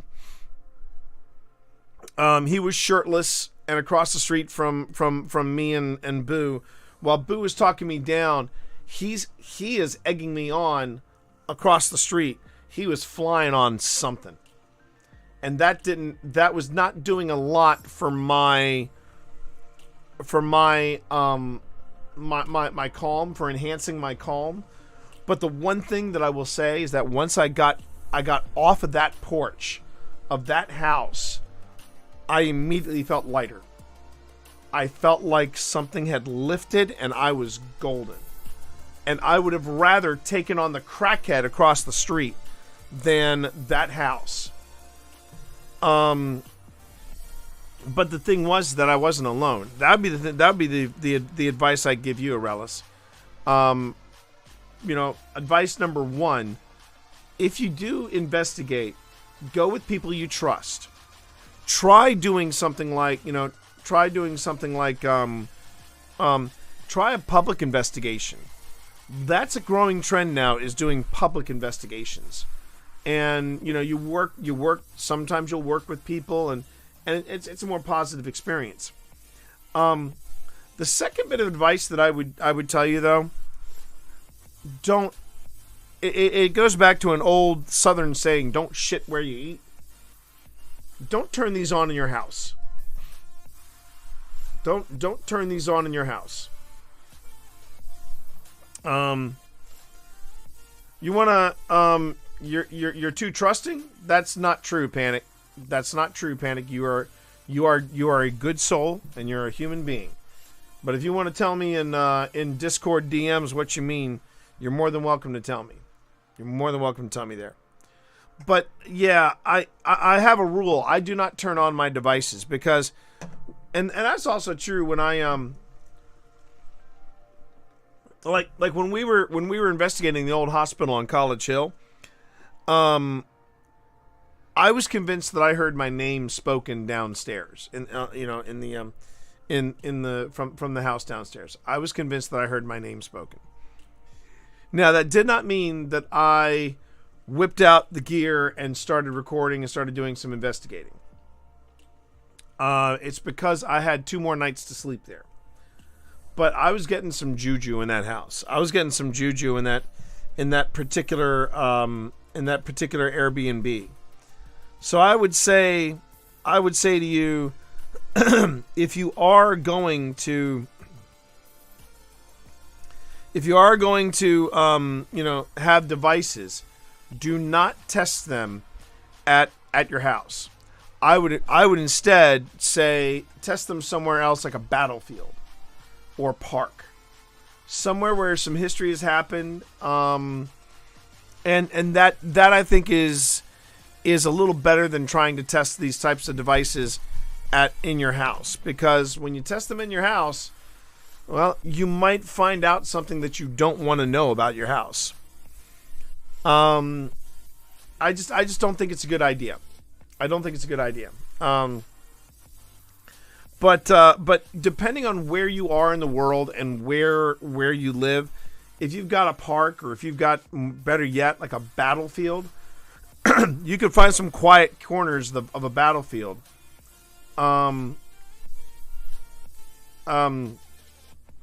the quiet corners of a battlefield or somewhere where a battle has occurred, whether it's Revolutionary War or the American Civil War, and you could probably pull out a device. Oh, Maryland? Okay. Let me help you out there. Maryland. There is a battlefield, Antietam. We were picking up something really, really intense in Antietam. Not intense bad, just very strong. Another place now, okay, you said Maryland, right? Look at Linville Manor. Look at Linville Manor. Linville Manor will knock your socks off. Don't open doors you can't close, especially in your own house. Those are wise words from Aunt Ruth. I live in a redneck trailer park. Lord knows. Seriously, Lana, call Kenny Loggins because you're in the danger zone. That could happen, Brad. That could definitely happen. But I would say, Aurelius, look up on Airbnb. Look up Linville Manor. And I'm not exaggerating when I tell you this, Aurelius. Look at Linville Manor. Look at spending a night or two there. Drop our names. Drop Old Spirits Investigations. Say, T from OSI has talked about this place. I saw it on Old Spirits, and I'm really curious. And Win will help you out. Win will help you out. Win Brewer is WINN Brewer, as in like brewer of beer, but he doesn't brew beer. Win is absolutely fantastic in that respect. What are you two doing? I feel like I got a Mexican standoff going on down here. Take a look at this right here. There's the 20-pounder, and there's the 8-pounder.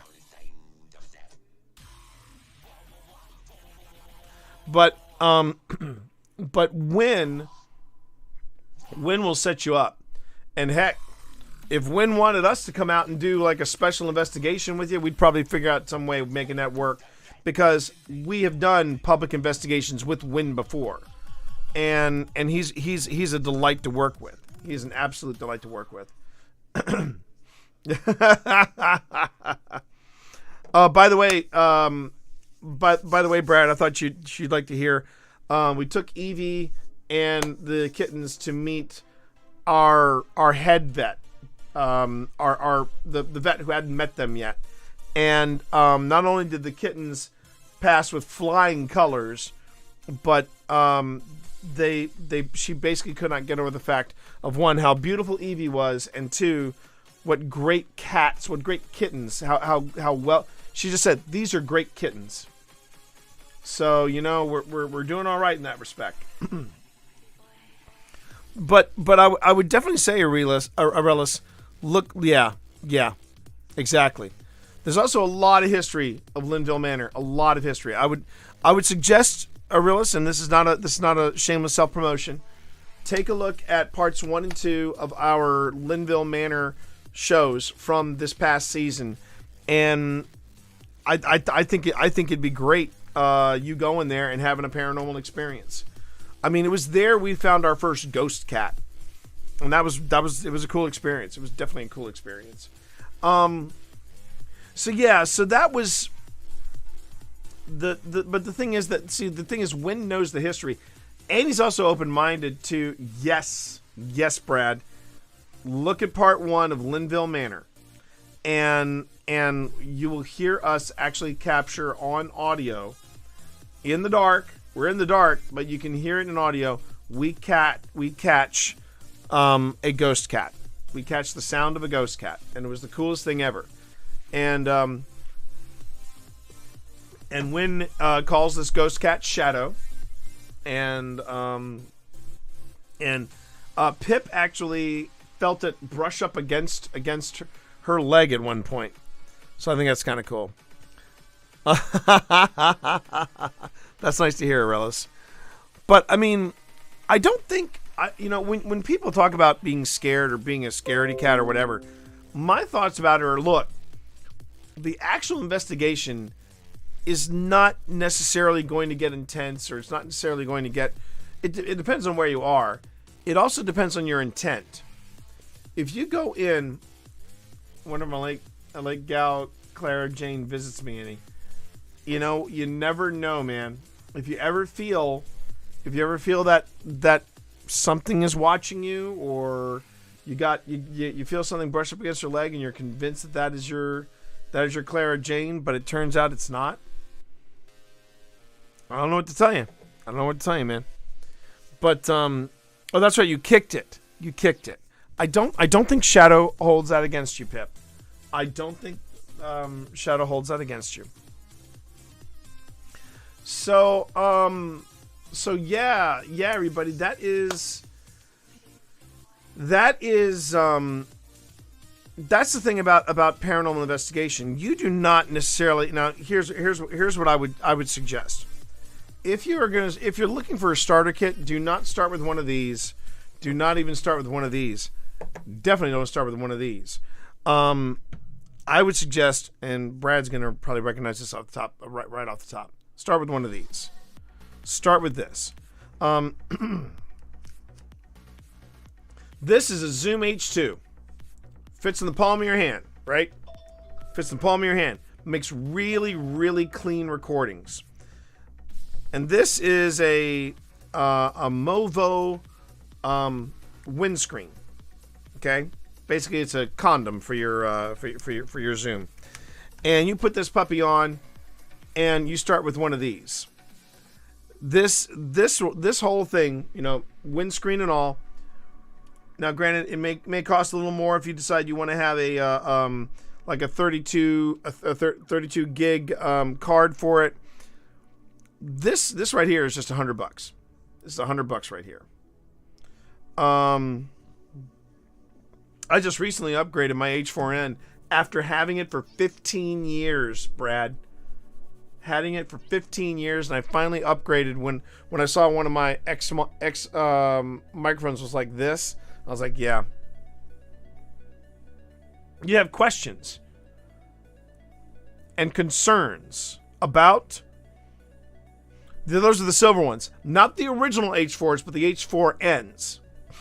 Oh, wait. Did you say... do you have questions and concerns about me referring to the windscreen as a condom?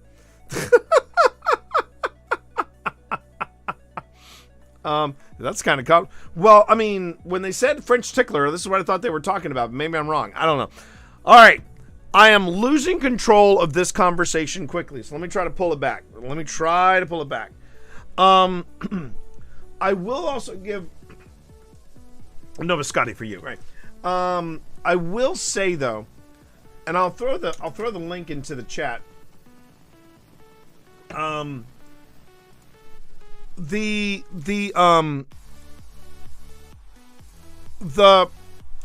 video cameras that have infrared, but I'm being very, very, very precise about this.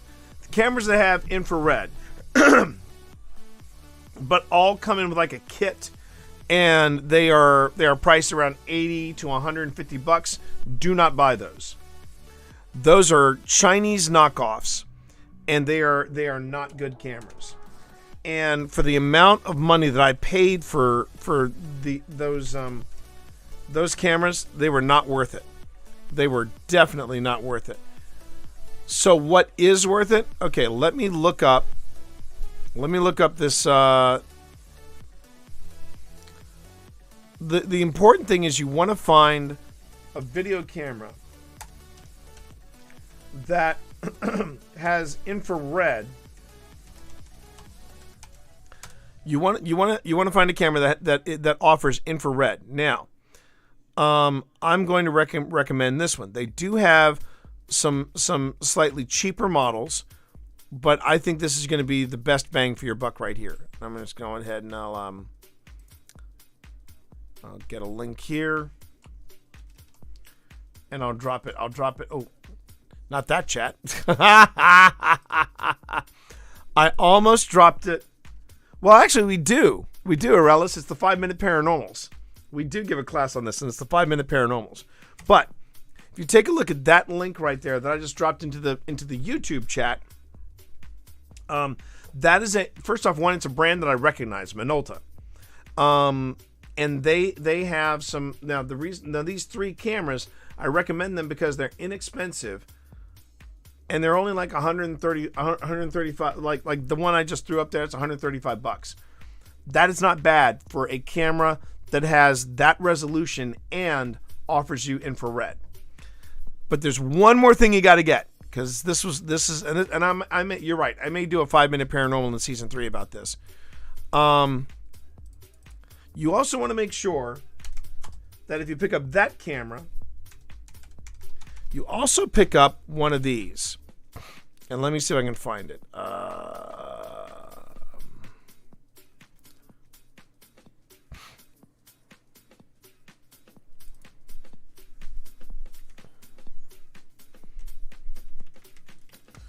Come on.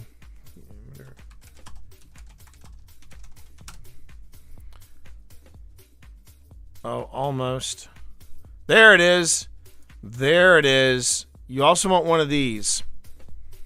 You also want one of these, Arillis. Give me a minute.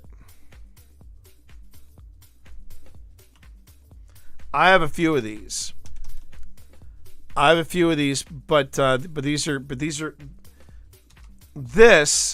attaches on the shoe of the top of your Minolta, and it's called an infrared or IR emitter. What it does is that it basically acts like a flood lamp, but it's a flood lamp for infrared. So instead of getting a decent amount of infrared coverage with your camera, you're getting a crap ton of it, and it makes a huge difference. Start with that.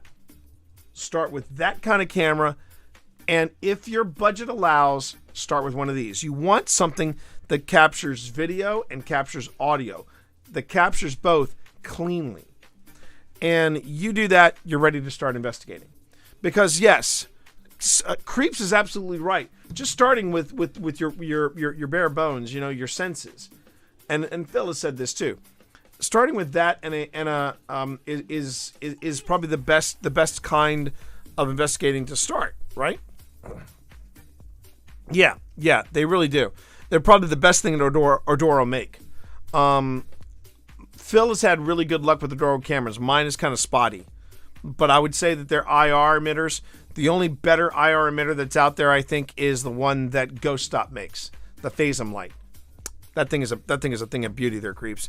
But anyway, what I was saying that just starting with your own senses, that's fine too. Heck, your phone is a great place to start as well for a camera. But the reason I recommend the Minolta camera with IR and the IR emitter and one of these as your starter kit is because you are now recording. You are capturing the data, and you're capturing on a card. You're capturing it in some form that you can use. And Creeps, if you have one of these, I apologize, but it's why I have such a bee in my bonnet over the DR66. The fact that paranormal investigators use a 30-year-old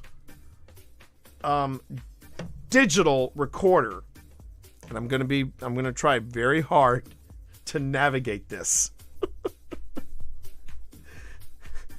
because I don't want to piss anybody off.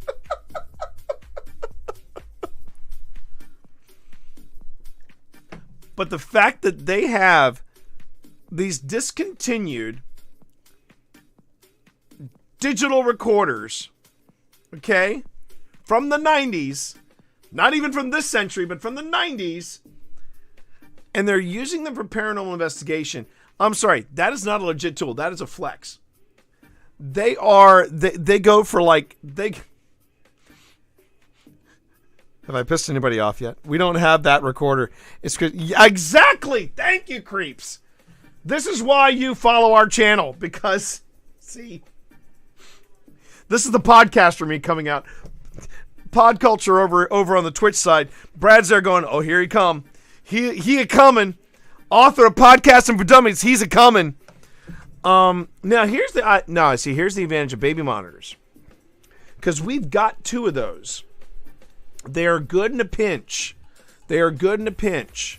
for IR. Maybe not great for the audio, but for the video, you got something to work with. But the thing about the DR66 that drives me bananas is that you cannot extract the audio from it. You have to actually hook it up and play it back and recapture the audio. So it's like making a JPEG of a JPEG. Whereas here, this is digital audio. This is true digital audio. And the other thing is too is that the microphones of the DR66 are not necessarily what you would call high quality. And the speaker has a sound range that is less than the human ear. And this is where the podcaster in me is, to me, this is one of the reasons why I feel like I'm in a good place with Paranormal Investigation, because I'm bringing years of podcasting, years of working with audio, years of working video, and applying that. When people say to me, who are you to tell us about X, Y, and Z? I'm like, because I was working with these before I got into Paranormal Investigation. So I know what to listen for in audio. I know the difference between an audio artifact and something paranormal. Okay. Welcome to my soapbox, everyone. But the thing is that you're and also this is the other reason why the amount of money that people are dropping for a digital recorder from the 1990s. You could get a Canon XA11, which is the cameras that the folks from Project Fear use. That's the cameras we use because Project Fear use them. Just saying. All right. Should I get off my soapbox now? I should get off my soapbox now. Okay. It is getting late. I should wrap up. We want to get some kitten time in as well.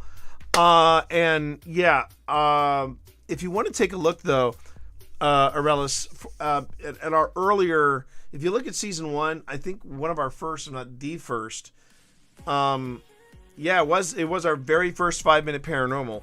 It was, if you want to get started, here's what we recommend. And we kind of throw it out there. And if you've got like one of those Minolta cameras, an IR emitter, one of these, and your phone running GhostTube, you're ready to go. That's a great starter kit, in my opinion. Great starter kit. But I would also say, don't go alone. Don't go alone.